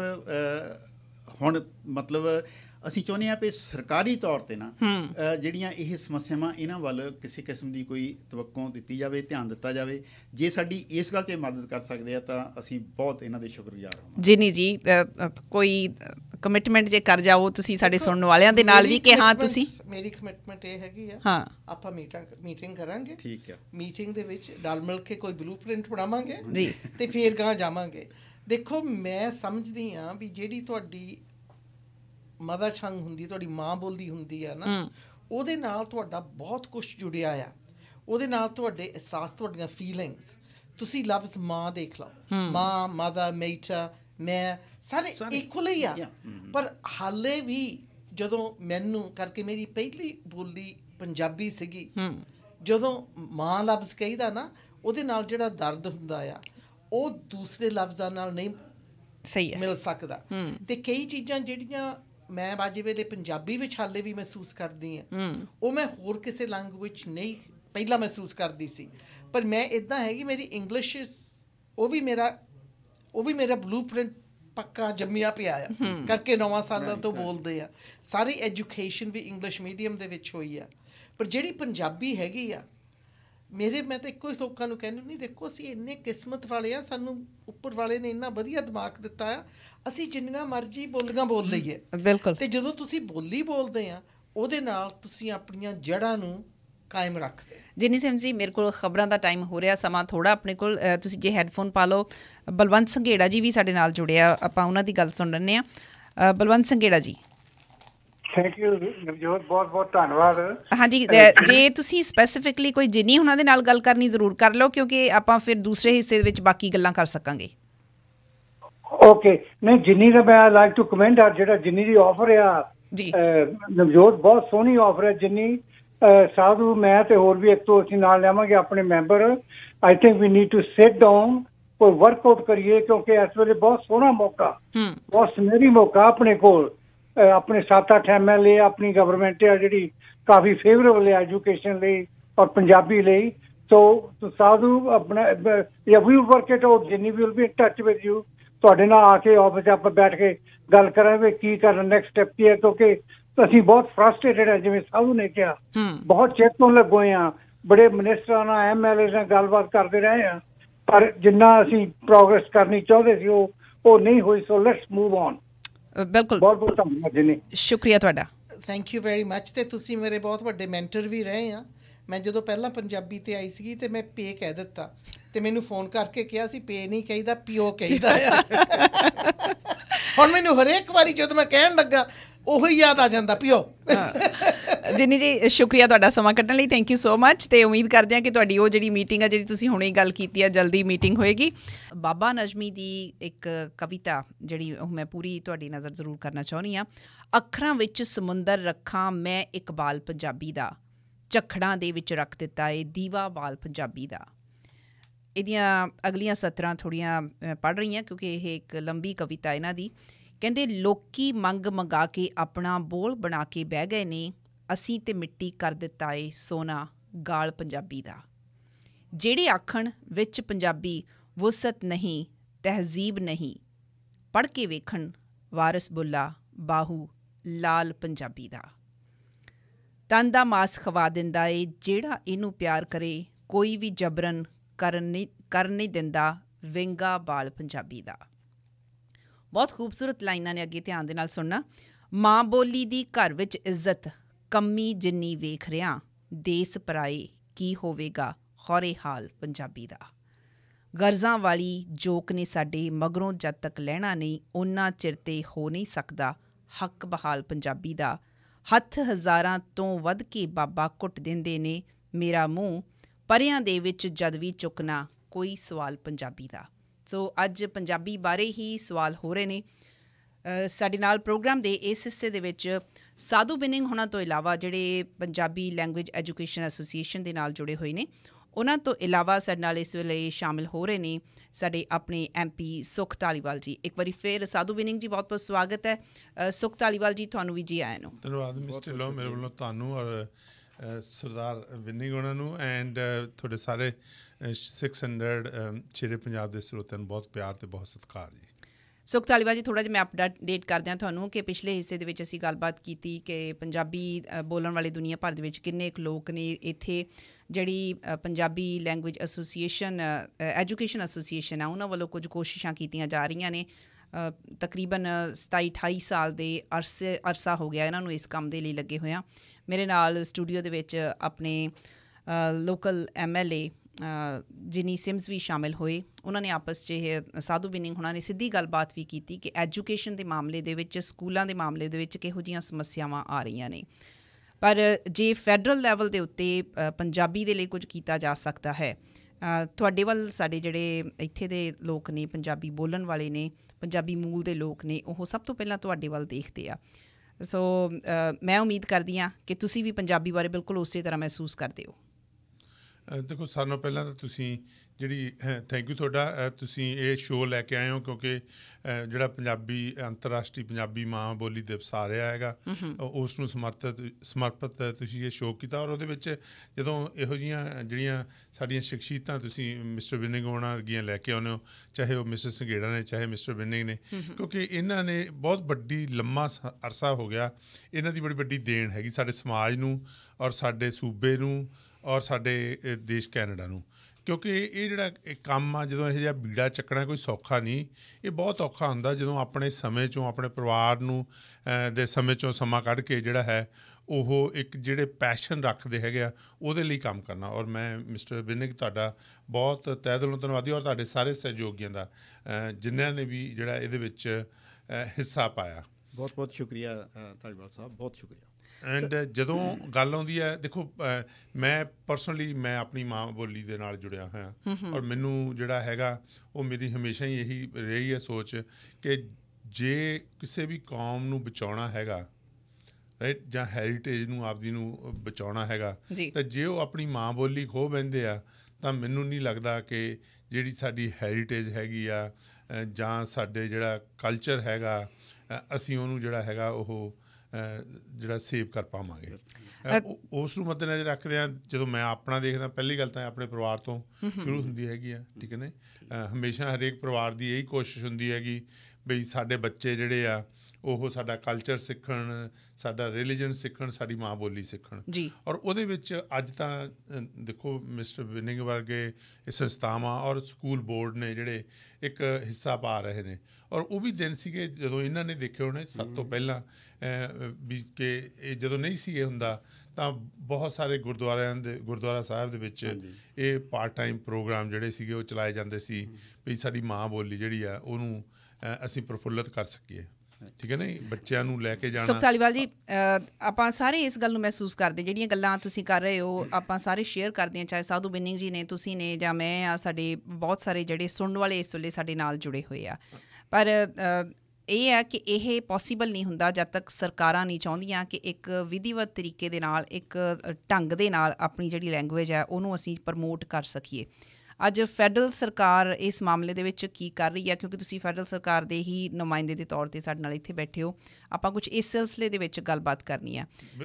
ਤੁਸੀਂ ਸਹੀ ਕਿਹਾ। ਦੇਖੋ ਜਦੋਂ ਆਪਾਂ ਐਜੂਕੇਸ਼ਨ ਦੀ ਗੱਲ ਕਰਦੇ ਹੈਗੇ ਨਾ, ਅਤੇ ਉਹ ਤੁਸੀਂ ਨਵਜੋਤ ਜੀ ਦੇਖੋਗੇ ਵੀ ਫੈਡਰਲੀ ਐਜੂਕੇਸ਼ਨ ਮਿਨਿਸਟਰ ਨਹੀਂ ਹੈਗਾ, ਸੋ ਇਹਦਾ ਮਤਲਬ ਐਜੂਕੇਸ਼ਨ ਜਿਹੜੀ ਹੈਗੀ ਆ ਉਹ ਟੋਟਲੀ ਜਿਹੜੀ ਫੰਡਾਮੈਂਟਲ ਰਿਸਪੋਂਸੀਬਿਲਿਟੀ ਹੈਗੀ ਉਹ ਸੂਬੇ ਦੀਆਂ ਸਰਕਾਰਾਂ ਦੀ ਹੈਗੀ। ਪਰ ਜਦੋਂ ਪਰਸਨਲ ਆਉਂਦਾ, ਮੈਂ ਆਪਣੇ ਬੱਚੇ ਜਿਹੜੇ ਨੇ ਪਹਿਲੇ ਜਿਹੜੇ 6 ਜਮਾਤਾਂ ਜਿਹੜੀਆਂ ਨੇ ਉਹ ਖਾਲਸਾ ਸਕੂਲ 'ਚ ਪੜ੍ਹਾਈਆਂ, ਮੈਂ ਉਹਨਾਂ ਦਾ ਵੀ ਧੰਨਵਾਦ ਕਰਦਾ ਕਿ ਇਹੋ ਜਿਹੇ ਸਕੂਲ ਖੁੱਲ੍ਹੇ, ਔਰ ਤਾਂ ਹੀ ਅੱਜ ਇਹੀ ਹੈਗਾ ਕਿ ਮੇਰੀਆਂ ਜਿਹੜੇ ਬੱਚੇ ਨੇ, ਦੋਨੇ ਮੇਰੀਆਂ ਡਾਟਰਸ ਇਸ ਵੇਲੇ ਚਾਹੇ ਉਹ ਡਾਕਟਰ ਬਣ ਗਈਆਂ ਨੇ ਫੁੱਲ ਫਲੈਜ, ਹਜੇ ਵੀ ਉਹ ਫਲੂਐਂਟ ਪੰਜਾਬੀ ਜਿਹੜੀ ਆ ਉਹ ਬੋਲਦੀਆਂ ਔਰ ਪੰਜਾਬੀ ਦੇ ਵਿੱਚ ਗੱਲ ਕਰਨਾ ਜਿਹੜਾ ਉਹ ਪਸੰਦ ਕਰਦੀਆਂ। ਔਰ ਜਦੋਂ ਫੈਡਰਲ ਗੌਰਮੈਂਟ ਦੀ ਗੱਲ ਆਉਂਦੀ ਆ, ਕਿਉਂਕਿ ਇਹ ਜਿਹੜੀ ਮੁਹਿੰਮ ਸੀਗੀ ਇਹ ਬੰਗਲਾਦੇਸ਼ 'ਚੋਂ ਚੱਲੀ ਸੀਗੀ ਕੁਛ ਕੁ, ਜਦੋਂ ਮੈਂ 2006 ਦੇ ਵਿੱਚ ਸਰੀ 'ਚ ਚੱਲੀ ਸੀ ਜੀ, 2006 ਦੇ ਵਿੱਚ ਬੰਗਲਾਦੇਸ਼ੀ ਕਮਿਊਨਿਟੀ ਦੇ ਇਨਸਾਨ ਸੀ ਜਿਹੜੇ ਨੇ ਮੈਨੂੰ ਜਿਹੜੇ ਸੀ ਉਹ ਮਿਲੇ ਆ ਕੇ, ਉਹ ਮੈਨੂੰ ਕਹਿੰਦੇ ਵੀ 2006 ਜਦੋਂ ਚੁਣਿਆ ਵੀ ਤੁਸੀਂ ਸਾਡੀ ਹੈਲਪ ਕਰੋ ਬਈ ਜੇ ਅਸੀਂ ਇਹਨੂੰ ਜਿਹੜੀ ਆ ਉਹ ਮਾਨਤਾ ਦਵਾ ਸਕੀਏ। ਸੋ ਉਸ ਵੇਲੇ ਕੀ ਹੋਇਆ ਸੀ ਕਿ ਮੈਂ ਕਾਫੀ ਕੋਸ਼ਿਸ਼ ਜਿਹੜੀ ਸੀਗੀ ਫੈਡਰਲ ਲੈਵਲ 'ਤੇ ਕੀਤੀ ਬਈ ਕਿਉਂ ਨਾ ਕਿਸੇ ਨਾਲ ਗੱਲ ਕੀਤੀ ਜਾਵੇ। ਪਰ ਉਸ ਵੇਲੇ ਜਿਹੜਾ ਸੀ ਮੈਂ ਇੱਕ ਬਿੱਲ ਲੈ ਕੇ ਆਇਆ ਸੀ, ਪ੍ਰਾਈਵੇਟ ਮੈਂਬਰਸ ਬਿੱਲ, ਜਿਹੜਾ ਰੈਕੋਗਨਾਈਜ਼ ਕਰੇ, ਮੇਰੇ ਖਿਆਲ February 27 ਹੈਗਾ, ਰਾਈਟ, ਉਹ ਜਾਂ 21 ਸੀ, ਉਹ ਦਿਨ ਜਿਹੜਾ ਹੈਗਾ ਉਹਨੂੰ ਇੰਟਰਨੈਸ਼ਨਲ ਮਦਰਸ ਡੇ ਜਿਹੜਾ ਹੈਗਾ ਉਹਨੂੰ ਜਿਹੜੀ ਮਾਨਤਾ ਦਿੱਤੀ ਜਾਵੇ। ਇੰਟਰਨੈਸ਼ਨਲ ਮਦਰ ਲੈਂਗੁਏਜ ਡੇ, ਮਦਰਸ ਲੈਂਗੁਏਜ ਡੇ 1999 ਦੇ ਵਿੱਚ ਯੂਨੈਸਕੋ ਨੇ ਉਹ ਸਰੀ ਦੇ ਵਿੱਚੋਂ ਕੁਝ ਬੰਗਲਾਦੇਸ਼ੀ ਲੋਕਾਂ ਨੇ 96-97 ਦੇ ਵਿੱਚ ਇਹ ਉਹਨਾਂ ਤੋਂ ਮੰਗ ਕੀਤੀ ਸੀ ਕਿ ਸਾਡੇ ਨੌਜਵਾਨ ਜਿਹੜੇ ਆ 21 ਫਰਵਰੀ 1952 ਨੂੰ ਆਪਣੀ ਮਾਂ ਬੋਲੀ ਦੇ ਲਈ ਸ਼ਹੀਦ ਹੋਏ ਸੀ ਢਾਕਾ ਦੇ ਵਿੱਚ, ਕਿਉਂਕਿ ਉੱਥੇ ਵੀ ਜਿਹੜੇ ਪੰਜਾਬੀ ਪਿਛੋਕੜ ਦੇ ਇੱਧਰਲੇ ਪਾਕਿਸਤਾਨੀ ਸੀਗੇ, ਉੱਥੇ ਵੀ ਉਦੋਂ ਪਾਕਿਸਤਾਨ ਹੁੰਦਾ ਸੀ ਉਹ ਪੂਰਬੀ ਪਾਕਿਸਤਾਨ, ਉੱਥੇ ਵੀ ਉਹ ਉਰਦੂ ਲਾਗੂ ਕਰਨਾ ਚਾਹੁੰਦੇ ਸੀ। ਇੱਧਰ ਤਾਂ ਨਾ ਮਤਲਬ ਹੋ ਗਿਆ ਪੰਜਾਬੀ ਨਹੀਂ, ਉਹਦੇ 'ਚ ਉਹਨਾਂ ਨੇ ਕੁਛ ਵੀ ਕਿਹਾ, ਅਤੇ ਉੱਧਰ ਪਰ ਉਹ ਬੰਗਾਲੀ ਜਿਹੜੇ ਸੀਗੇ ਉਹ ਆਪਣੀ ਮਾਂ ਬੋਲੀ ਦੇ ਲਈ ਅੜ ਗਏ, ਅਤੇ ਉੱਥੋਂ ਇਹ ਜਿਹੜੀ ਅੰਤਰਰਾਸ਼ਟਰੀ ਮਾਂ ਬੋਲੀ ਦਿਨ ਸ਼ੁਰੂ ਹੋਇਆ। ਸੋ ਐਕਚੁਅਲੀ ਉਹ ਕਰਨ ਵਾਲੇ ਸਾਡੇ ਲਈ ਵਧੀਆ ਗੱਲ ਹੈ ਕਿ ਸਰੀ ਤੋਂ ਸੀਗੇ ਲੋਕ ਜਿਹੜੇ ਉਹ। ਠੀਕ ਹੈ, ਮੈਂ ਜੇ ਮੈਨੂੰ 1 ਮਿੰਟ ਲਈ ਮੌਕਾ ਦੇਵਾਂ, ਕਿਉਂਕਿ ਮੌਕੇ ਆਪਾਂ ਨੂੰ ਬਹੁਤ ਘੱਟ ਮਿਲਦੇ ਆ, ਧਾਲੀਵਾਲ ਸਾਹਿਬ ਨੇ ਬੈਠੇ ਆ, ਮੈਂ ਇੱਕ ਇਹਨਾਂ ਦੇ ਨਾਲ ਗੱਲ ਸਾਂਝੀ ਕਰਨੀ ਚਾਹੁੰਦਾ ਜਿਹੜੀ ਅਸੀਂ ਪਿਛਲੇ ਤਕਰੀਬਨ 20-22 ਸਾਲ ਤੋਂ ਕਰਦੇ ਆ ਰਹੇ ਹਾਂ। ਓਕੇ, ਮੈਂ ਜ਼ਰੂਰ ਤੁਹਾਡੀ ਗੱਲ ਸੁਣੂੰਗੀ। ਮੈਂ ਉਹਦੇ ਨਾਲ ਹੀ ਸ਼ਾਮਿਲ ਕਰਨਾ ਚਾਹੁੰਦੀ ਹਾਂ ਇੱਕ ਡਾਕਟਰ ਇੰਦਰਮਾਨ ਹੁਣੀ ਆ, ਉਹਨਾਂ ਨੂੰ ਆਪਾਂ ਨਾਲ ਲੈ ਲੈਂਦੇ ਹਾਂ ਕਿਉਂਕਿ ਉਹਨਾਂ ਨੇ ਮਲਟੀਕਲਚਰਿਜ਼ਮ 'ਤੇ ਕਾਫੀ ਸਟੱਡੀ ਕੀਤੀ ਆ। ਤੁਸੀਂ ਆਪਣੀ ਗੱਲ ਸ਼ੁਰੂ ਕਰੋ ਪਲੀਜ਼। ਓਕੇ, ਮੈਂ ਇਹ ਕਹਿਣਾ ਚਾਹੁੰਦਾ ਕਿ ਮੈਂ ਅਕਸਰ ਤਕਰੀਬਨ 2000 ਤੋਂ ਲੈ ਕੇ ਗੱਲ ਕਹਿੰਦਾ ਆ ਰਿਹਾ ਕਿ ਸਾਨੂੰ ਇਮੀਗ੍ਰੇਸ਼ਨ ਇੱਥੇ ਮਿਲ ਗਈ ਆ, ਸਾਡੀ ਮਾਂ ਨੂੰ ਨਹੀਂ ਮਿਲੀ। ਕੈਨੇਡਾ ਦੇ ਵਿੱਚ 2 ਬੋਲੀਆਂ ਅਫੀਸ਼ੀਅਲ ਹੈਗੀਆਂ, ਜੇ ਤੁਸੀਂ ਫਰੈਂਚ ਅਤੇ ਅੰਗਰੇਜ਼ੀ ਬੋਲਦੇ ਆ ਤਾਂ ਤੁਸੀਂ ਬਾਈਲਿੰਗੁਅਲ ਹੋ, ਭਾਵੇਂ ਤੁਸੀਂ 15 ਬੋਲੀਆਂ ਬੋਲਦੇ ਹੋ। ਉਸ ਪੱਧਰ ਦੇ ਉੱਤੇ ਜਦੋਂ ਇਟਾਲੀਅਨ, ਜਰਮਨ ਅਤੇ ਯੂਕਰੇਨੀਅਨ ਖਾਸ ਤੌਰ 'ਤੇ ਯੂਰਪੀਅਨ ਲੈਂਗੁਏਜ ਦੇ ਲੋਕ ਜਿਹੜੇ ਆ ਉਹ ਕੋਸ਼ਿਸ਼ ਕਰ ਰਹੇ ਸੀ ਉਹਨਾਂ ਦੀਆਂ ਬੋਲੀਆਂ ਨੂੰ ਕੈਨੇਡਾ ਦੇ ਵਿੱਚ ਜਿਹੜੀ ਉਹ ਮਾਨਤਾ ਮਿਲੇ, ਰਿਕੋਗਨੀਸ਼ਨ ਮਿਲੇ। ਇਹ 40-50s ਦੀ ਗੱਲ ਹੈਗੀ ਆ, 60s ਦੀ, ਫ੍ਰੈਂਚ ਨੂੰ ਵੀ ਕਾਫੀ ਲੰਮਾ ਸਮਾਂ ਲੱਗਾ ਆਪਣੀ ਇੱਥੇ ਪੋਜੀਸ਼ਨ ਲੈਣ ਲਈ। ਹੁਣ ਉਹ ਹੈ, ਉਹਨਾਂ ਨੂੰ ਉਹ ਦਿੱਤੀ ਨਹੀਂ ਗਈ, ਪਰ ਉਹਦੇ ਜਵਾਬ ਦੇ ਵਿੱਚ ਹੁੰਗਾਰੇ ਵਜੋਂ ਮਲਟੀ ਕਲਚਰਲਿਜ਼ਮ ਜਿਹੜਾ ਆ ਉਹ ਲਿਆਂਦਾ ਗਿਆ।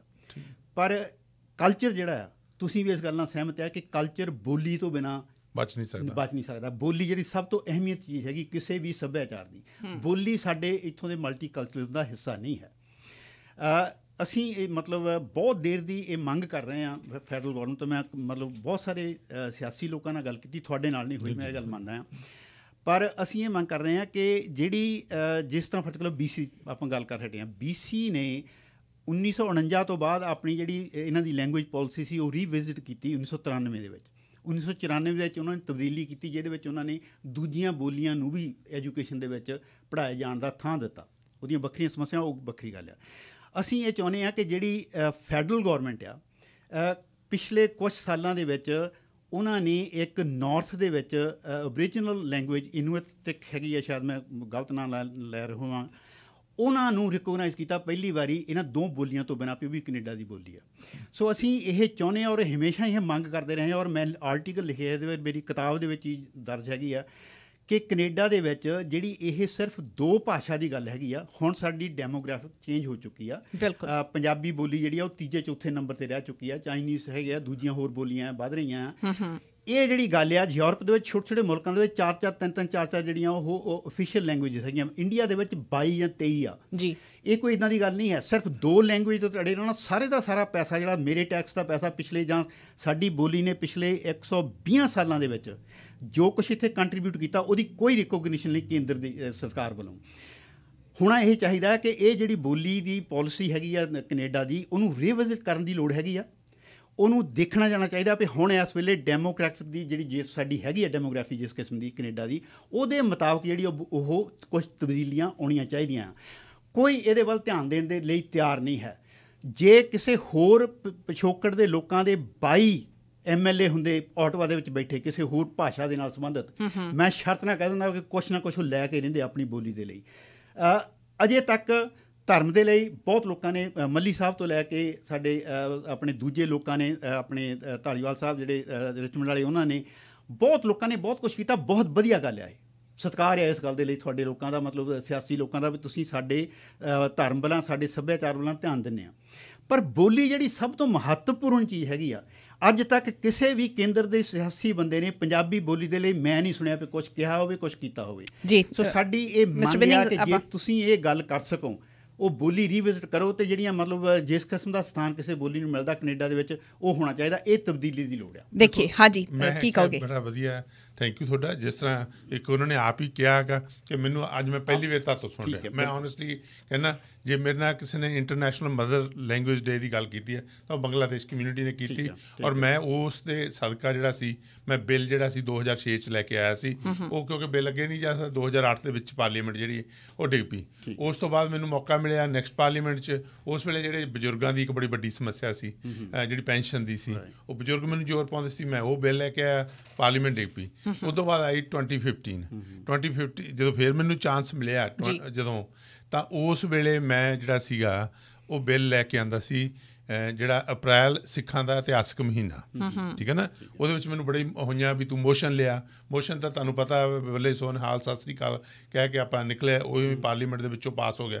ਪਰ ਮੈਂ ਉਹਨੂੰ ਸੋਚਿਆ ਸੀ ਕਿ ਕਿਉਂ ਨਹੀਂ, ਵੀ ਦੇਖੋ ਤੁਸੀਂ ਰਿਲੀਜਨ ਬਾਰੇ ਗੱਲ ਕੀਤੀ, ਕਿਉਂਕਿ ਮੈਨੂੰ ਇਹ ਸੀ ਵੀ ਬਹੁਤ ਸਾਰੇ ਲੋਕਾਂ ਨੇ ਮੈਨੂੰ ਇਸ ਬਾਰੇ ਪ੍ਰੇਰਿਤ ਕੀਤਾ, ਔਰ ਦੇਖਿਆ ਕਿ ਕਿੰਨੀ ਗੱਲ ਨਾਲ। ਮੈਂ ਗਿਆ ਸੀ ਆਪਣੇ ਇੱਕ ਟਾਊਨ ਹੈਗਾ ਪਾਲ ਦੀ, ਉੱਥੇ ਗੁਰਦੁਆਰਾ 100 ਸਾਲ ਪਹਿਲਾਂ, ਦੇਖੋ ਮਿਸਟਰ ਮਾਇਓ ਫੈਮਿਲੀ। ਹੁਣ ਜਦੋਂ ਦੇਖਦੇ ਹੋ ਤੁਸੀਂ, ਪਰ ਬੋਲੀ ਬਾਰੇ ਕਿਸੇ ਨੇ ਗੱਲ ਨਹੀਂ ਕੀਤੀ ਤੁਹਾਡੇ ਨਾਲ? ਬੋਲੀ ਬਾਰੇ ਕਿਸੇ ਨੇ ਗੱਲ ਨਹੀਂ ਕੀਤੀ ਤੁਹਾਡੇ ਨਾਲ?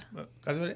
ਮਾਂ ਬੋਲੀ ਬਾਰੇ, ਪੰਜਾਬੀ ਬੋਲੀ ਬਾਰੇ ਕਿਸੇ ਨੇ ਗੱਲ ਨਹੀਂ ਕੀਤੀ? ਰਿਲੀਜਨ ਬਾਰੇ ਆਈ, ਔਰ ਉਹ ਤੁਸੀਂ ਕਰ ਦਿੱਤਾ ਹੈ ਨਾ। ਉਹਦੇ ਵਿੱਚੋਂ ਜਿਹੜਾ ਸੀ ਉਹ ਕੋਈ ਛੋਟਾ ਕੰਮ ਨਹੀਂ ਸੀ। ਜਿਹੜਾ ਜਦੋਂ ਤੁਸੀਂ ਮਿਸਟਰ ਬਿਨਿੰਗ ਤੇ ਨਵਜੋਤ, ਤੁਸੀਂ ਸਮਝਦੇ ਹੋ ਕਿ ਇੱਕ ਮੋਸ਼ਨ ਤਾਂ ਸੌਖਾ ਵਾ ਲਿਆਂਦਾ ਪਾਰਲੀਮੈਂਟ 'ਚੋਂ, ਜਦੋਂ ਬਿੱਲ ਜਾਣਾ ਹੈਗਾ ਉਹ ਇੱਕ ਲਾਅ ਬਣਦਾ ਕੈਨੇਡਾ ਦੇ ਵਿੱਚ। ਇੱਕੋ ਹੀ ਇੱਕ ਬਿੱਲ ਹੈਗਾ ਜਿਹੜਾ ਪਾਰਲੀਮੈਂਟ ਦੇ ਵਿੱਚੋਂ ਦੀ ਗਿਆ, ਜਿਹੜਾ ਵਾ ਸਿੱਖ ਧਰਮ ਨੂੰ ਜਿਹੜਾ ਗਿਆ ਵਾ ਕਿ ਇਹ ਜਿਹੜਾ ਆਪਣਾ ਅਪ੍ਰੈਲ ਸਿੱਖਾਂ ਦਾ ਇਤਿਹਾਸਕ ਮਹੀਨਾ ਹੋਵੇ। ਇੱਕ ਬਿੱਲ ਆਇਆ ਸੈਨੇਟ 'ਚੋਂ, ਉਹ ਆਇਆ ਸੀ ਆਪਣਾ ਜਿਹੜਾ ਜਿਊਸ਼ ਲੋਕਾਂ ਦਾ, ਉਹ ਉੱਧਰੋਂ ਆਇਆ, ਇੱਕ ਉਹ ਬਿੱਲ ਬਣਿਆ। ਅੱਜ ਆਪਾਂ ਜੇ ਬੋਲੀ ਬਾਰੇ ਥੋੜਾ ਜਿਹਾ ਫੋਕਸ ਕਰੀਏ ਆਪਾਂ ਹੈ ਨਾ ਉਦੋਂ ਉਸ ਗੱਲ ਤੇ ਵਾਪਸ ਆਈਏ ਆਪਾਂ। ਬਾਰੇ ਮੈਨੂੰ ਹੋਰ ਇਹਨਾਂ ਦੇ ਨਾਲ ਬੈਠ ਕੇ ਗੱਲ ਕਰਨੀ ਪਊ ਵੀ ਅਸੀਂ ਜਿਹੜਾ ਐਜ ਏ ਗਵਰਨਮੈਂਟ ਕੀ ਕਰ ਸਕਦੇ ਹਾਂ। ਦੇਖੋ ਮੈਂ ਪਹਿਲਾਂ ਤੁਹਾਨੂੰ ਦੱਸਿਆ ਸੀ ਲੈਂਗੁਏਜ ਦੀ ਗੱਲ ਕਰਦੇ ਹਾਂ। ਲੈਂਗੁਏਜ ਜਿਹੜੀ ਐਜੂਕੇਸ਼ਨ ਮਸਲਾ ਹੈਗਾ ਪ੍ਰੋਵਿੰਸ਼ੀਅਲ, ਪਰ ਜੇ ਉਹਨੂੰ ਮਾਨਤਾ ਦੇਣ ਦੀ ਗੱਲ ਕਰਦੇ ਹੈਗੇ ਆ ਕਿ ਜਿਹੜੀਆਂ ਉਹ ਤਾਂ ਉਹੀ ਹੋ ਗਿਆ ਨਾ ਵੀ ਜਿਹੜੀਆਂ ਇੰਟਰਨੈਸ਼ਨਲ ਮਦਰ ਟੰਗਸ ਹੈਗੀਆਂ ਉਹਨਾਂ ਨੂੰ ਕਿਸ ਤਰੀਕੇ ਦੇ ਨਾਲ ਮਾਨਤਾ ਜਿਹੜੀ ਆ ਉਹ ਮਿਲ ਸਕਦੀ। ਇਸ ਬਾਰੇ ਮੈਂ ਮਿਸਟਰ ਵਿਨਿੰਗ ਤੁਹਾਡੇ ਨਾਲ ਆਈ ਐਮ ਓਪਨ ਕਿ ਤੁਸੀਂ ਬੈਠ ਕੇ ਮੈਨੂੰ ਉਸ ਬਾਰੇ ਦੱਸੋ ਅਤੇ ਮੈਂ ਜੇ ਉਹਦੇ ਵਿੱਚ ਕੁਛ ਕਰ ਸਕਦਾ ਤਾਂ ਇਹਦੇ ਵਿੱਚ ਕੋਈ ਹਰਜ ਨਹੀਂ ਹੈ। ਮਿਸਟਰ ਧਾਲੀਵਾਲ, ਉਹ ਲੋਕ ਜਿਹੜੇ ਇਸ ਬਾਰੇ ਸਟੱਡੀ ਕਰ ਰਹੇ ਆ, ਜਿਨ੍ਹਾਂ ਨੇ ਇਹ ਸਾਰੀਆਂ ਚੀਜ਼ਾਂ ਪੜ੍ਹੀਆਂ ਨੇ ਲਿਖੀਆਂ ਨੇ, ਜਿਵੇਂ ਸਾਧੂ ਵਿਨਿੰਗ ਜੀ ਨੇ, ਮੇਰੇ ਨਾਲ ਇੱਕ ਡਾਕਟਰ ਇੰਦਰ ਮਾਨ ਸ਼ਾਮਿਲ ਹੋ ਰਹੇ ਆ, ਤੁਸੀਂ ਪਲੀਜ਼ ਹੈੱਡਫੋਨ ਪਾ ਲਓ ਆਪਣਾ, ਅਤੇ ਉਹਨਾਂ ਦੀ ਵੀ ਆਪਾਂ ਗੱਲ ਸੁਣਦੇ ਹਾਂ। ਉਹਨਾਂ ਨੇ ਵੀ ਇਹ ਨੇੜਿਓਂ ਚੀਜ਼ ਨੂੰ ਸਟੱਡੀ ਕੀਤਾ ਆ। ਹਾਂਜੀ ਡਾਕਟਰ ਇੰਦਰ ਮਾਨ ਜੀ, ਆਇਆ ਨੂੰ।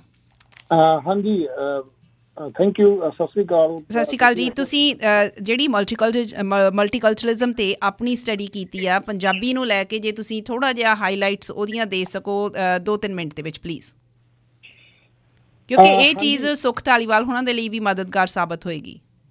ਹਾਂਜੀ ਕੁਛ ਗੱਲਾਂ ਤਾਂ ਮੈਂ ਜਿਵੇਂ ਪ੍ਰੋਗਰਾਮ ਸੁਣ ਰਿਹਾ ਸੀ ਪਿਛਲੇ 10-15 ਮਿੰਟ ਤੋਂ ਸਾਧੂ ਵਿਨਿੰਗ ਜੀ ਵੀ ਕਹਿ ਰਹੇ ਨੇ ਕਿ ਜਿਹੜੀ ਕ੍ਰਿਟਿਸਿਜ਼ਮ ਆਫ ਕੈਨੇਡੀਅਨ ਮਲਟੀਕਲਚਰਲਿਜ਼ਮ ਹੈਗੀ ਆ, ਉਹਦੇ ਵਿੱਚ ਸਭ ਤੋਂ ਵੱਡੀ ਕ੍ਰਿਟਿਸਿਜ਼ਮ ਇਹੀ ਹੈ ਕਿ ਕਲਚਰ ਜਿਹੜਾ ਹੈਗਾ ਉਹਦੀ ਲੈਂਗੁਏਜ ਤੋਂ ਬਿਨਾਂ ਉਹ ਵਰਥਲੈਸ ਹੈ, ਉਹਦੀ ਕੋਈ ਵੈਲਿਊ ਨਹੀਂ। ਇਸ ਕਰਕੇ ਜੇ ਮਲਟੀਕਲਚਰਲ ਪਾਲਿਸੀ ਲੈਂਗੁਏਜ ਨੂੰ ਇਨਕਲੂਡ ਨਹੀਂ ਕਰਦੀ ਜਾਂ ਮਲਟੀਲਿੰਗੁਅਲਿਜ਼ਮ ਨੂੰ ਇਨਕਲੂਡ ਨਹੀਂ ਕਰਦੀ ਤਾਂ ਉਹ ਪਾਲਿਸੀ ਇੱਕ ਮਤਲਬ ਇੱਕ ਕਿਸਮ ਦਾ ਮਖੌਟਾ ਹੈ।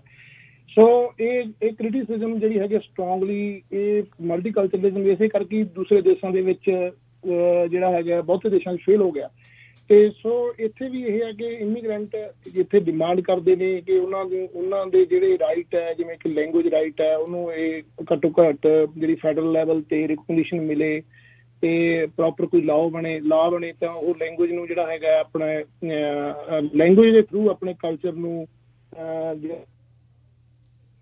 ਹੈਲੋ ਹਾਂਜੀ ਇਹਨਾਂ ਦੀ ਆਵਾਜ਼ ਆ ਨਹੀਂ ਰਹੀ ਸਾਡੇ ਤੱਕ, ਪਰ ਮੈਨੂੰ ਲੱਗਦਾ ਕਿ ਨਟਸ਼ੈਲ ਇਹਨਾਂ ਦੇ ਵੀ ਉਹੀ ਕਹਿਣਾ ਆ ਕਿ ਮਲਟੀਕਲਚਰਲਿਜ਼ਮ ਜਿਹੜਾ ਆ ਉਹ ਕਿਤੇ ਵੀ ਕਾਮਯਾਬ ਨਹੀਂ ਹੋ ਸਕਦਾ ਜੇ ਉਹ ਸਿਰਫ ਆਪਾਂ 2 ਲੈਂਗੁਏਜਿਸ ਦੇ ਵਿੱਚ ਉਹਨੂੰ ਕੈਦ ਕਰਕੇ ਰੱਖ ਲਈਏ। ਨਵਜੋਤ ਜੀ, ਇਕੱਲੀ ਇਹ ਨਹੀਂ ਹੈਗਾ ਕਿ ਤੁਸੀਂ ਜਿਹੜੀਆਂ ਇਹ ਇਮੀਗਰੈਂਟਸ ਦੀਆਂ ਲੈਂਗੁਏਜ ਦੀ ਇਕੱਲੀ ਗੱਲ ਕਰਦੇ ਹੈਗੇ, ਆਪਾਂ ਜਦੋਂ ਇੰਡੀਜੀਨਸ ਪੀਪਲ ਦੀ ਗੱਲ ਕਰਦੇ ਹਾਂ, ਮਿਸਟਰ ਵਿਨਿੰਗ ਤੁਸੀਂ ਜਾਣਦੇ ਹੋਗੇ ਕਿਉਂਕਿ ਉਹਨਾਂ ਦੀਆਂ ਵੀ ਲੈਂਗੁਏਜ ਜਿਹੜੀਆਂ ਨੇ ਉਹ ਖਤਮ ਹੋ ਰਹੀਆਂ ਨੇ। ਜੇ ਦੇਖਿਆ 6500 ਲੈਂਗੁਏਜਿਸ ਨੇ ਦੁਨੀਆ ਦੇ ਵਿੱਚ ਖਤਮ ਹੋਈਆਂ ਨੇ ਔਰ ਖਤਮ ਹੋਣ ਜਾ ਰਹੀਆਂ ਨੇ। ਸੋ ਇਹ ਤਾਂ ਇਹ ਗੱਲ ਜ਼ਰੂਰ ਹੈਗੀ, ਇਸ ਗੱਲ ਨਾਲ ਮੈਂ ਸਹਿਮਤ ਹਾਂ ਵੀ ਖਤਰਾ ਹੈਗਾ, ਪਰ ਜੇ ਕਹੀਏ ਵੀ ਇਹਨੂੰ ਅਸੀਂ ਸਾਰਥਕ ਤਰੀਕੇ ਦੇ ਨਾਲ ਅੱਗੇ ਲੈ ਕੇ ਜਾਣਾ ਅਤੇ ਉਹਦੇ ਵਿੱਚ ਜੇ ਐਕਸਪਰਟਸ ਹੈਗੇ ਨੇ ਜਿਹੜੇ ਮੈਨੂੰ ਜਿਹੜੀ ਮੈਂਟਰ ਕਰ ਸਕਦੇ, ਗਾਈਡੈਂਸ ਦੇ ਸਕਦੇ, ਇਨਫੋਰਮੇਸ਼ਨ ਦੇ ਸਕਦੇ, ਫਿਰ ਅਸੀਂ ਸੋਚ ਸਕਦੇ ਹਾਂ ਵੀ ਇਹਨੂੰ ਫੈਡਰਲ ਲੈਵਲ ਦੇ ਉੱਤੇ ਅਸੀਂ ਕਿਸ ਤਰੀਕੇ ਨਾਲ ਕਰ ਸਕਦੇ ਹੈਗੇ ਹਾਂ। ਠੀਕ ਹੈ ਨਾ। ਇੱਕ ਤਰੀਕਾ ਤਾਂ ਇਹ ਸੀਗਾ, ਜਿਸ ਤਰ੍ਹਾਂ ਮੈਂ ਪਹਿਲਾਂ ਕਿਹਾ ਕਿ ਮੈਂ ਬਿੱਲ ਲੈ ਕੇ ਆਇਆ ਸੀ, ਉਹ ਬਿੱਲ ਨਹੀਂ ਥਰੂ ਹੋਇਆ। ਬਿੱਲ ਜਿਹੜਾ ਸੀ 407 ਸੀਗਾ 2006 ਦੀ ਪਾਰਲੀਮੈਂਟ ਦੇ ਵਿੱਚ ਵੀ, ਇਹਨੂੰ ਇੰਟਰਨੈਸ਼ਨਲ ਮਦਰ ਟੰਗ ਡੇ ਜਿਹੜਾ ਉਹਨੂੰ ਦਿੱਤਾ ਜਾਵੇ। ਅਤੇ ਪਰ ਇਸ ਤੋਂ ਵੀ ਪਰੇ ਜੇ ਨਾ ਬਿੱਲ ਤੋਂ ਬਿਨਾਂ ਜੇਕਰ ਸਰਕਾਰ ਜਿਹੜੀ ਆਪਣੀ ਪੋਲਿਸੀ ਜਾਂ ਰੈਗੂਲੇਸ਼ਨ ਦੇ ਥਰੂ ਕੁਛ ਕਰ ਸਕਦੀ ਆ ਅਤੇ ਮੈਂ ਵਿਲਿੰਗ ਟੂ ਲਿਸਨ ਕਿ ਇਹ ਮੈਂ ਇਹਨਾਂ ਨੂੰ ਦੱਸਣ ਅਤੇ ਮੈਂ ਇਹਨਾਂ ਦੀ ਆਵਾਜ਼ ਅੱਗੇ ਲੈ ਕੇ ਜਾਣ, ਕਿਉਂਕਿ ਅੱਗੇ ਕਦੇ ਵੀ ਨਹੀਂ ਝਿਜਕਿਆ। ਜੇ ਦੇਖੋ ਇੰਟਰਨਲੀ ਮੈਂ ਜਦੋਂ ਸਿੱਖ ਹੈਰੀਟੇਜ ਮੰਥ ਦਾ ਵੀ ਬਿੱਲ ਸੀ, ਮੈਨੂੰ ਬੜੀ ਕੋਈ ਇਹ ਨਹੀਂ ਸੀ ਵੀ ਸੌਖਾ ਸੀ, ਸਮੱਸਿਆ ਤਾਂ ਆਈ, ਪਰ ਮੈਂ ਉਹਨੂੰ ਆਪਣੇ ਪੋਲੀਟੀਕਲ ਤਰੀਕੇ ਦੇ ਨਾਲ ਕਿੱਦਾਂ ਸਟੀਅਰ ਕੀਤਾ। ਉਹਦੇ ਵਿੱਚ ਮੈਨੂੰ ਅਤਾਨੁੱਲਾ ਜਾਨ ਸੀਗੇ, ਉਹ ਕੰਜ਼ਰਵੇਟਿਵ ਪਾਰਟੀ ਦੇ ਸੈਨੇਟਰ ਨੇ, ਮੈਂ ਉਹਨਾਂ ਦੀ ਹੈਲਪ ਲਈ। ਰਾਈਟ, ਮਤਲਬ ਇਹ ਹੁੰਦਾ ਕਿ ਜੇ ਇਹ ਮੈਨੂੰ ਦੱਸਣਗੇ, ਇੱਕ ਮੇਰੀ ਚੀਜ਼ ਹੈਗੀ, ਜੇ ਕੋਈ ਮੈਂ ਚਾਹੇ ਉਹ ਅੱਜ ਸਾਡੀ ਲੈਂਗੁਏਜ ਦੀ ਗੱਲ ਕਰ ਲਈਏ, ਸਾਡੇ ਕਲਚਰ ਦੀ ਗੱਲ ਕਰ ਲਈਏ, ਧਰਮ ਦੀ ਕਿਸੇ ਦੀ ਗੱਲ ਕਰ ਲਈਏ, ਮੈਂ ਉਹਦੇ ਵਿੱਚ ਪਾਰਟੀਜਨ ਰੋਲ ਨਹੀਂ ਕਦੇ ਵੀ ਅਦਾ ਕੀਤਾ। ਠੀਕ ਹੈ। ਉਹਦੇ ਵਿੱਚ ਮੈਂ ਚਾਹੇ ਕੰਜ਼ਰਵੇਟਿਵ ਨੇ, ਚਾਹੇ NDP ਵਾਲਾ, ਚਾਹੇ ਬਲਾਕ ਆ, ਚਾਹੇ ਗ੍ਰੀਨ ਪਾਰਟੀ, ਚਾਹੇ ਇੰਡੀਪੈਂਡੈਂਟ, ਮੈਂ ਹਮੇਸ਼ਾ ਉਹਦੇ ਵਿੱਚ ਵੀ ਆਪਣੇ ਬਿੱਲ ਦੇ ਵਿੱਚ ਵੀ ਤੁਸੀਂ ਦੇਖੋ ਸਾਰਿਆਂ ਨੂੰ ਮੈਂ ਸੈਕਿੰਡ ਕਰਵਾਇਆ ਸੀ, ਉਹਨਾਂ ਸਾਰਿਆਂ ਨੇ ਮੇਰੀ ਉਹਦੇ ਵਿੱਚ ਸਪੋਰਟ ਕੀਤੀ। ਅਤੇ ਇਸੇ ਤਰ੍ਹਾਂ ਜੇ ਇਹੋ ਜਿਹਾ ਇਸ਼ੂ ਹੋਊਗਾ ਤਾਂ ਮੈਨੂੰ ਨਹੀਂ ਲੱਗਦਾ ਵੀ ਕੋਈ ਵੀ ਪਾਰਟੀ ਜਿਹੜੀ ਮਲਟੀਕਲਚਰਲਿਜ਼ਮ 'ਚ ਵਿਸ਼ਵਾਸ ਰੱਖਦੀ ਆ, ਅਤੇ ਅੱਜ ਦੇ ਯੁੱਗ ਦੇ ਵਿੱਚ ਜੇ ਅੱਜ 2022 ਦੇ ਵਿੱਚ ਮੈਨੂੰ ਨਹੀਂ ਲੱਗਦਾ ਵੀ ਇਹਨਾਂ 'ਚੋਂ ਕੋਈ ਵੀ ਪਾਰਟੀ ਜਿਹੜੀ ਹੈਗੀ ਆ ਉਹ ਨਾ ਇੰਨੀ ਜ਼ਰੂਰਤ ਕਰਨਗੇ ਕਿ ਜੇ ਉਹ ਸਾਰਥਕ ਗੱਲ ਹੈਗੀ, ਕੈਨੇਡਾ ਲਈ ਬੈਟਰ ਹੈਗੀ, ਕੈਨੇਡਾ ਦੇ ਮਲਟੀਕਲਚਰਲ ਢਾਂਚੇ ਲਈ ਬੈਟਰ ਹੈਗੀ, ਤਾਂ ਉਹਦੇ ਲਈ ਮੈਨੂੰ ਲੱਗਦਾ ਵੀ ਉਹ ਸਾਥ ਦੇਣਗੇ। ਸੁਖ ਧਾਲੀਵਾਲ ਜੀ, ਉਹਦੇ 'ਚ ਇਹ ਆ ਕਿ ਹੁਣ ਆਪਾਂ ਸਾਧੂ ਹੁਣਾਂ ਨੇ ਵੀ ਗੱਲ ਕੀਤੀ ਹੈ ਕਿ ਡੈਮੋਗ੍ਰਾਫਿਕਸ ਹਾਂਜੀ ਇਹ ਜਿਹੜੀ ਡੈਮੋਗ੍ਰਾਫਿਕਸ ਆ ਉਹ ਚੇਂਜ ਹੋ ਗਏ ਆ ਜਿਸ ਹਿਸਾਬ ਦੀ ਹੁਣ ਜਦੋਂ ਸੈਂਸਸ ਹੋ ਕੇ ਹਟੀ ਆ ਬਹੁਤ ਜ਼ਿਆਦਾ ਇਹਨਾਂ ਨੇ ਵੀ ਮੋਟੀਵੇਟ ਕੀਤਾ ਲੋਕਾਂ ਨੂੰ ਕਿ ਵੀ ਜਿੱਥੇ ਜਿੱਥੇ ਵੀ ਹੋ ਸਕਦਾ ਆਪਾਂ ਆਪਣੀ ਜਿਹੜੀ ਪੰਜਾਬੀ ਲੈਂਗੁਏਜ ਉਹ ਭਰੀਏ। ਪੋਸੀਬਲੀ ਜਿਹੜੀ ਪੰਜਾਬੀ ਦੀ ਪੋਜੀਸ਼ਨ ਆ ਹੋ ਸਕਦਾ ਜਿਹੜੇ ਸੈਂਸਸ ਦੇ ਆਪਣੇ ਕੋਲ ਆਊਟਕਮ ਆਊਗਾ ਉਹਦੇ ਵਿੱਚ ਵੀ ਉਹ ਚੇਂਜ ਹੋਣ ਜਾ ਰਹੀ ਹੈਗੀ ਆ। ਉਹਦੇ ਹਿਸਾਬ ਦੇ ਨਾਲ ਕੁਛ ਚੀਜ਼ਾਂ ਤਾਂ ਸਾਨੂੰ ਓਬਵੀਅਸ ਨਜ਼ਰ ਆ ਰਹੀਆਂ ਕਿ ਸਾਡੀ ਜਿਹੜੀ ਭਾਸ਼ਾ ਹੈ ਉਹਦੀ ਜਿਹੜੀ ਇੰਪੋਰਟੈਂਸ ਆ ਕਿੰਨੀ ਜ਼ਿਆਦਾ ਉਹ ਵੱਧਦੀ ਜਾ ਰਹੀ ਹੈ। ਕੁਛ ਤਾਂ ਸੋਚਣ ਦੀ ਜ਼ਰੂਰਤ ਹੈਗੀ ਹੈ ਇਸ ਮੋੜ ਦੇ ਉੱਤੇ। ਆਪਣੇ ਨਾਲ ਸ਼ਾਮਿਲ ਹੋਏ ਸਨ ਡਾਕਟਰ ਇੰਦਰ ਮਾਨ, ਉਹਨਾਂ ਦੀ ਗੱਲ ਪੂਰੀ ਨਹੀਂ ਸੀ ਹੋ ਸਕੀ, ਆਪਾਂ ਉਹਨਾਂ ਦੀ ਵੀ ਗੱਲ ਸੁਣਦੇ ਹਾਂ। ਹਾਂਜੀ ਡਾਕਟਰ ਇੰਦਰ ਮਾਨ। ਹਾਂਜੀ, ਮੈਂ ਇਹ ਦੱਸ ਰਿਹਾ ਸੀ ਕਿ ਵਿੱਚੋਂ ਥੋੜਾ ਕੱਟ ਹੋ ਗਿਆ ਜੀ, ਤੇ ਉਹ ਇਹ ਸੀਗਾ ਕਿ ਜੇਕਰ ਆਪਾਂ ਇਹ ਮਲਟੀਕਲਚਰਲਿਜ਼ਮ ਦੀ ਸਟੱਡੀ ਕਰਦੇ ਹਾਂ, ਸਟੱਡੀ ਦੇ ਵਿੱਚੋਂ ਦਾ ਮੋਸਟਲੀ ਜਿਹੜੀ ਕ੍ਰਿਟਿਸਿਜ਼ਮ ਹੈਗੀ ਹੈ ਉਹ ਇੱਕ ਵੱਡੇ ਲੈਵਲ ਤੇ ਸਾਹਮਣੇ ਆਉਂਦੀ ਹੈ ਕਿ ਤੁਸੀਂ ਇਮੀਗ੍ਰੇਸ਼ਨ ਪਾਲਿਸੀ ਦੇ ਤਹਿਤ ਕਿ ਇਸ ਕਿਸਮ ਦੀ ਇਮੀਗ੍ਰੇਸ਼ਨ ਪਾਲਿਸੀ ਬਣਾਈ ਜਿਹਦੇ ਵਿੱਚ ਤੁਸੀਂ ਪ੍ਰੈਫਰਡ ਕੰਟਰੀ ਜਿਹੜੇ ਹੈਗੇ ਆ ਉਹਨਾਂ ਤੋਂ ਤੁਸੀਂ ਇਮੀਗ੍ਰੈਂਟਸ ਨੂੰ ਇੱਥੇ ਲਿਆਂਦਾ ਤੇ ਫਿਰ ਉਸ ਤੋਂ ਬਾਅਦ ਇਮੀਗ੍ਰੈਂਟਸ ਨੂੰ ਤੁਸੀਂ ਇੱਥੇ ਲਿਆਂਦਾ, ਉਹ ਤੁਹਾਡੇ ਲਈ ਟੈਕਸ ਪੇ ਕਰਦੇ ਨੇ, ਤੁਹਾਡੇ ਲਈ ਤੁਹਾਨੂੰ ਕੰਟਰੀਬਿਊਟ ਕਰਦੇ ਨੇ, ਜਾਂ ਕੈਨੇਡਾ ਬਿਲਡਿੰਗ ਜਿਹੜਾ ਪ੍ਰੋਗਰਾਮ ਹੈ ਜਾਂ ਕੈਨੇਡਾ ਨੂੰ ਬਿਲਡ ਕਰਨ ਵਾਸਤੇ ਉਹਨਾਂ ਦਾ ਕੰਟਰੀਬਿਊਸ਼ਨ ਹੈ। ਸੋ ਉਹਨਾਂ ਦੇ ਫਿਰ ਆਪਣੇ ਕੁਛ ਰਾਈਟ ਨੇ, ਤਾਂ ਉਹਨਾਂ ਦੇ ਜਿਹੜੇ ਰਾਈਟ ਨੇ ਉਹਨਾਂ ਨੂੰ ਸਪੈਸ਼ਲ ਰਾਈਟਸ ਨੂੰ ਸਿਕਿਉਰ ਕਰਨਾ ਇਹ ਇੱਥੋਂ ਦੀਆਂ ਗਵਰਨਮੈਂਟਸ ਜਿਹੜੀਆਂ ਹੈਗੀਆਂ ਉਹਨਾਂ ਦਾ ਫਰਜ਼ ਬਣਦਾ। ਸੋ ਉਸ ਕਰਕੇ ਹੀ ਇਹ ਵੱਡੇ ਲੈਵਲ ਤੇ ਦੀ ਜਿਹੜੀ ਹੈਗੀ ਇਸ ਕਿਸਮ ਦੀ ਕ੍ਰਿਟਿਸਿਜ਼ਮ ਚੱਲ ਰਹੀ ਹੈ। ਸੈਕੰਡਲੀ ਹੁਣ ਦੁਨੀਆ ਭਰ ਦੇ ਵਿੱਚ ਇਹ ਗੱਲ ਬੜੀ ਪਪੂਲਰ ਹੋ ਚੁੱਕੀ ਹੈ ਕਿ ਜਿਹੜੇ ਕੰਟਰੀ ਦੇ ਵਿੱਚ ਬਸਤੀਵਾਦੀ ਰਾਜ ਰਿਹਾ ਹੈਗਾ, ਕਲੋਨੀਅਲ ਮਤਲਬ ਰੂਲ ਰਿਹਾ, ਉਹਨਾਂ ਦਾ ਮਾਈਂਡਸੈਟ ਕਲੋਨੀਅਲ ਮਾਈਂਡਸੈਟ ਹੈ, ਤੇ ਜਿਹੜੇ ਇੱਥੇ ਆ ਗਏ ਉਹ ਵੀ ਵਾਈਟ ਸੁਪਰੀਮੇਸੀ ਦੇ ਅੰਡਰ ਉਹਨਾਂ ਦਾ ਵੀ ਮਾਈਂਡਸੈਟ ਜਿਹੜਾ ਹੈ ਕਲੋਨੀਅਲ ਬਣ ਜਾਂਦਾ ਹੈ। ਸੋ ਉਸ ਕਰਕੇ ਉਹ ਕਹਿੰਦੇ ਆ ਵੀ ਇਹ ਜਿਹੜਾ ਐਕੈਡੈਮਿਕ ਲੈਵਲ ਤੇ ਵੀ ਗੱਲਬਾਤ, ਈਵਨ ਕੈਨੇਡੀਅਨ ਯੂਨੀਵਰਸਿਟੀਜ਼ ਦੇ ਵਿੱਚ ਇਹ ਗੱਲ ਚੱਲ ਰਹੀ ਹੈ ਤੇ ਕੋਰਸ ਵੀ ਪੜ੍ਹਾਉਣੇ ਸ਼ੁਰੂ ਕਰ ਦਿੱਤੇ ਗਏ ਨੇ ਕਿ how to decolonise the people, immigrants and the indigenous people, ਕਿ ਉਹਨਾਂ ਨੂੰ ਆਪਾਂ ਕਿਸ ਤਰੀਕੇ ਨਾਲ ਡੀਕੋਲੋਨਾਈਜ਼ ਕਰਾਂਗੇ। ਤੇ ਉਹਨਾਂ ਨੂੰ ਡੀਕੋਲੋਨਾਈਜ਼ ਕਰਨ ਲਈ ਐਕੈਡੈਮਿਸ਼ੀਅਨ ਨੇ ਇੱਕੋ ਓਨਲੀ ਵਨ ਫਾਰਮੂਲਾ ਦਿੱਤਾ ਹੈਗਾ ਕਿ ਉਹਨਾਂ ਨੂੰ ਡੀਕੋਲੋਨਾਈਜ਼ ਸਿਰਫ ਤੇ ਸਿਰਫ ਥਰੂ ਲੈਂਗੁਏਜ, ਉਹਨਾਂ ਦੀ ਜਿਹੜੀ ਆਪਣੀ ਇੰਡੀਜੀਨਸ ਲੈਂਗੁਏਜ ਹੈ ਜੀ, through language, literature, history and culture, ਇਹ ਸਾਰੀਆਂ ਚੀਜ਼ਾਂ ਦੇ ਉੱਪਰ ਉਹਨਾਂ ਨੂੰ ਦੇ ਉੱਪਰ ਧਿਆਨ ਦੇਣਾ ਪਊਗਾ। ਜੇ ਨਾ ਧਿਆਨ ਦਿੱਤਾ ਤਾਂ ਉਹਨਾਂ ਦੀ ਅੱਛੀ ਪਰਸਨੈਲਿਟੀ ਨਿਖਰ ਕੇ ਨਹੀਂ ਸਾਹਮਣੇ ਆਉਣੀ, ਉਹ ਇੱਕ ਅੱਛੇ ਸਕਾਲਰ ਨਹੀਂ ਬਣ ਸਕਣੇ, ਅੱਛੇ ਆਪਣੇ ਕੰਮਾਂ ਕਾਰਾਂ ਦੇ ਵਿੱਚ ਅੱਛੀ ਤਰੀਕੇ ਨਾਲ ਕਾਮਯਾਬ ਨਹੀਂ ਹੋ ਸਕਣੇ।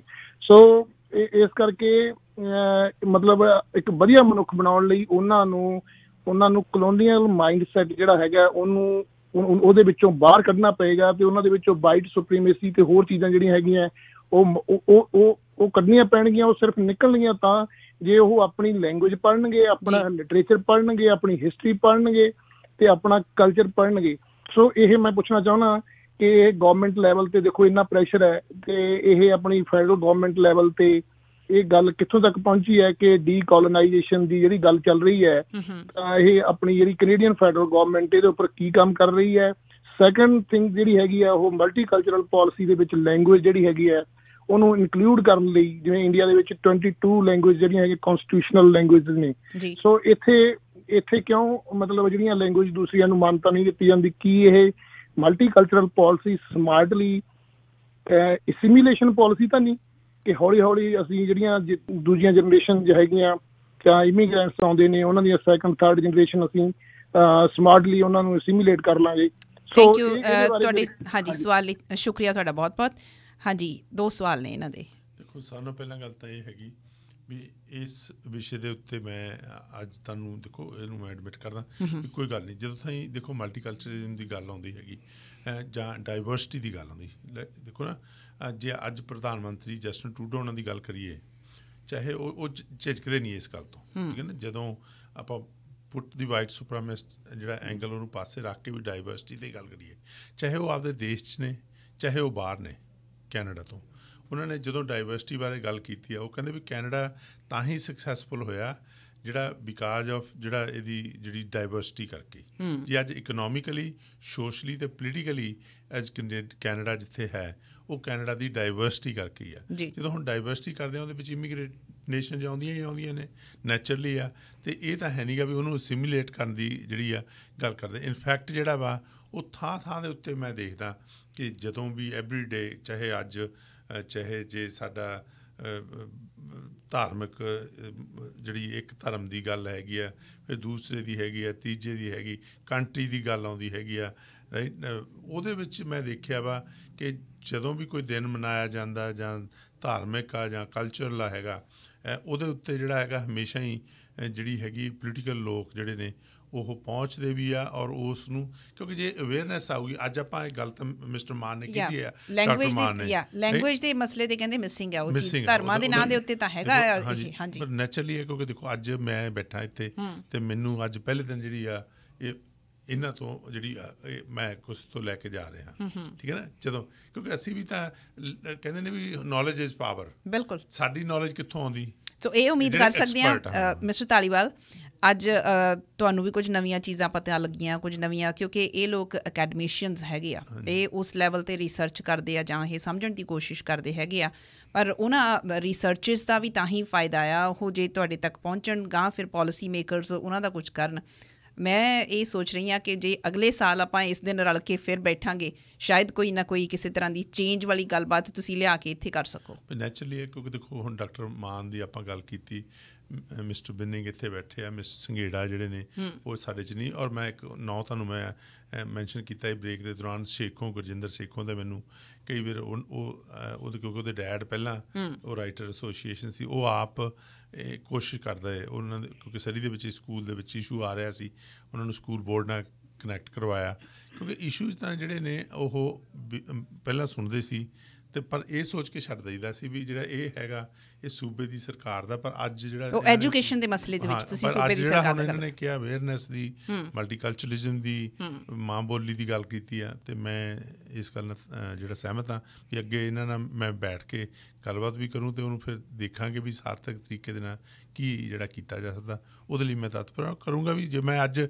ਮੈਨੂੰ ਪਹਿਲਾਂ ਬੰਗਲਾਦੇਸ਼ ਕਮਿਊਨਿਟੀ ਦੇ ਲੋਕ ਮੈਨੂੰ ਆ ਕੇ ਕਹਿ ਸਕਦੇ ਪਹਿਲੀ ਵਾਰ ਚੁਣੇ ਨੂੰ ਵੀ ਤੂੰ ਜੀ ਇੰਟਰਨੈਸ਼ਨਲ ਮਦਰ ਟੰਗ ਡੇ ਜਿਹੜਾ ਉਹਦੇ ਬਾਰੇ ਕੁਛ ਕਰ, ਉਸ ਵੇਲੇ ਮੈਨੂੰ ਇਹ ਸੀ ਵੀ ਮੈਂ ਬਿੱਲ ਪੇਸ਼ ਕਰਾਂ, ਬਿੱਲ ਪੇਸ਼ ਕਰਤਾ। ਜੇ ਅੱਜ ਆਪਾਂ ਨੂੰ ਪਾਲਿਸੀ ਬਾਰੇ ਗੱਲ ਕਰਦੇ ਹੈਗੇ ਤਾਂ ਮੈਂ ਉਸ ਲਈ ਵੀ ਕਿਉਂਕਿ ਦੂਜੇ ਮੈਂਬਰਸ ਪਾਰਲੀਮੈਂਟ ਨੂੰ ਨਾਲ ਲੈ ਕੇ ਚੱਲੂੰਗਾ, ਅਤੇ ਜੇ ਅਸੀਂ ਕੁਛ ਕਰ ਸਕਦੇ ਹਾਂ ਤਾਂ ਮੈਂ ਸੋਚਦਾ ਕਿ ਮੈਂ ਆਪਣੀ ਜ਼ਿੰਦਗੀ ਵਿੱਚ ਕੋਈ ਹਾਇਰ ਗੋਲ ਜਿਹੜਾ ਉਹ ਅਚੀਵ ਕਰ ਸਕੂੰ। ਸਾਧੂ ਬਿੰਨੀ ਜੀ ਕੁਝ ਐਡ ਕਰਨਾ ਚਾਹੁੰਦੇ ਹੋ? ਬਿਲਕੁਲ, ਬਹੁਤ ਬਹੁਤ ਸ਼ੁਕਰੀਆ। ਤੁਹਾਡੀ ਇਹ ਗੱਲ ਸੁਣ ਕੇ ਮੈਨੂੰ ਬਹੁਤ ਵਧੀਆ ਲੱਗਾ ਕਿ ਪਹਿਲੀ ਵਾਰੀ ਕਿਸੇ ਪਬਲਿਕ ਫਿਗਰ ਨੇ ਪਬਲਿਕ ਤੌਰ 'ਤੇ ਇਹ ਗੱਲ ਮਤਲਬ ਆਲਮੋਸਟ ਵਾਅਦਾ ਕੀਤਾ ਵੀ ਮੈਂ ਇਹਦੇ ਵੱਲ ਦੇਖੂੰਗਾ।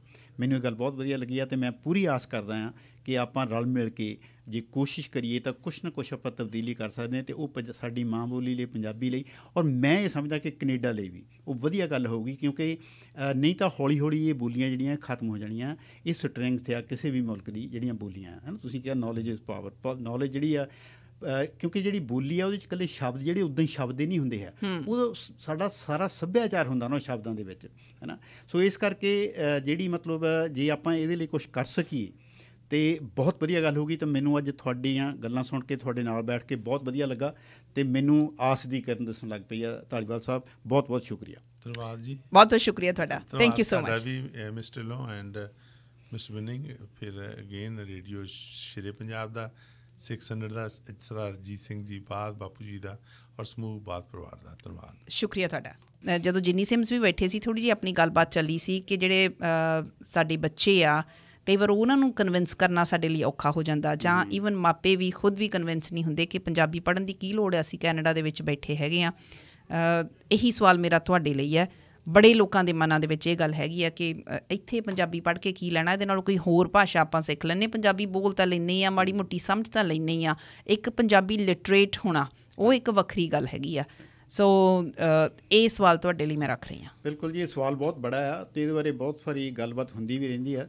ਮੈਂ ਸਮਝਦਾ ਕਿ ਸਾਡਾ ਜਿਹੜਾ ਆਪਣੀ ਬੋਲੀ ਦੇ ਨਾਲ ਜਿਹੜਾ ਰਿਸ਼ਤਾ ਹੋਣਾ ਚਾਹੀਦਾ ਨਾ, ਜਿੱਦਾਂ ਲੋਕਾਂ ਦੂਜੇ ਭਾਸ਼ਾਵਾਂ ਦਾ ਦੂਜੇ ਸੱਭਿਆਚਾਰਾਂ ਦੇ ਵਿੱਚ ਹੈ, ਉਹ ਸਾਡੇ 'ਚ ਉਹਦੇ 'ਚ ਨੁਕਸ ਪੈ ਚੁੱਕੇ ਆ। ਜਦੋਂ ਮਤਲਬ ਦੁਨੀਆ ਦਾ ਵਿਕਾਸ ਹੋਇਆ ਮਤਲਬ ਇੰਡਸਟਰੀਅਲ ਸੁਸਾਇਟੀ ਦੇ ਉਸ ਤੋਂ ਪਹਿਲਾਂ ਅਸੀਂ ਇੱਕ ਕੌਲੋਨੀ ਸੀ ਬਾਹਰਲੀ ਪਾਵਰ ਦੀ, ਉਹਦੇ ਨਾਲ ਜਿਹੜੇ ਨੁਕਸ ਪਏ ਆ, ਕੁਛ ਉਹਨਾਂ ਨੇ ਪਾਏ, ਕੁਛ ਅਸੀਂ ਆਪ ਪਾਏ। ਉਹ ਜਿਹੜੇ ਨੁਕਸ ਆ ਉਹਨਾਂ ਦੇ ਕਰਕੇ ਸਾਡਾ ਆਪਣੀ ਬੋਲੀ ਦੇ ਨਾਲ ਉਸ ਕਿਸਮ ਦਾ ਨਾਤਾ ਨਹੀਂ ਹੈ। ਅਸੀਂ ਆਪਣੇ ਸਾਹਿਤ ਨਾਲ ਨਹੀਂ ਜੁੜੇ ਹੋਏ ਜਿਸ ਤਰੀਕੇ ਨਾਲ ਦੂਜੇ ਲੋਕ ਜੁੜੇ ਹੋਏ। ਉਦਾਹਰਨ ਦੇ ਤੌਰ 'ਤੇ ਮੈਂ ਫਿਰ ਤੁਹਾਨੂੰ ਦੱਸਦਾ ਕਿ ਕੈਨੇਡਾ ਦੇ ਵਿੱਚ ਵੱਸਣ ਵਾਲੇ ਚਾਈਨੀਜ਼ ਲੋਕ ਹੈ ਜਿਹੜੇ, ਉਹ ਵੀ ਇੱਥੇ ਜੰਮਦੇ, ਉਹਨਾਂ ਦੇ ਬੱਚੇ ਵੀ, ਉਹਨਾਂ ਦੇ ਵਿੱਚੋਂ 80% ਤੋਂ ਉੱਤੇ ਲੋਕ ਜਿਹੜੇ ਬੱਚੇ ਆ ਉਹ ਆਪਣੀ ਬੋਲੀ ਬੋਲਦੇ ਆ, ਪੜ੍ਹ ਲਿਖ ਸਕਦੇ ਆ। ਅੱਛਾ, 80% ਇੱਥੋਂ ਦੇ ਜੰਮੇ ਪਲੇ, ਔਰ ਉਹ ਮਤਲਬ ਜਿਹੜੇ ਜਵਾਨ ਵੀ ਆ ਬਹੁਤ ਘੱਟ ਉਹਨਾਂ ਦੇ ਵਿੱਚੋਂ ਇਸ ਕਿਸਮ ਦੇ ਤੁਹਾਨੂੰ ਮਿਲਣਗੇ। 20% ਚਲੋ ਹੋਣਗੇ ਉਹ ਜਿਹੜੇ ਭੁੱਲ ਜਾਂਦੇ ਆਪਣੀ ਬੋਲੀ, ਹੈ ਨਾ। ਦੂਜੀਆਂ ਵੀ ਹੋਰ ਕੁਛ ਇਸ ਕਿਸਮ ਦੀਆਂ ਕਮਿਊਨਿਟੀਆਂ ਹੋਣਗੀਆਂ, ਪਰ ਖਾਸ ਤੌਰ 'ਤੇ ਉਹ ਇੱਕ ਚੰਗੀ ਉਦਾਹਰਨ ਹੈਗੀ ਸਾਡੇ ਲਈ, ਕਿਉਂਕਿ ਸਾਡੇ ਏਸ਼ੀਆ ਤੋਂ ਆ ਵੀ, ਅਸੀਂ ਵੀ ਏਸ਼ੀਆ ਤੋਂ ਹਾਂ।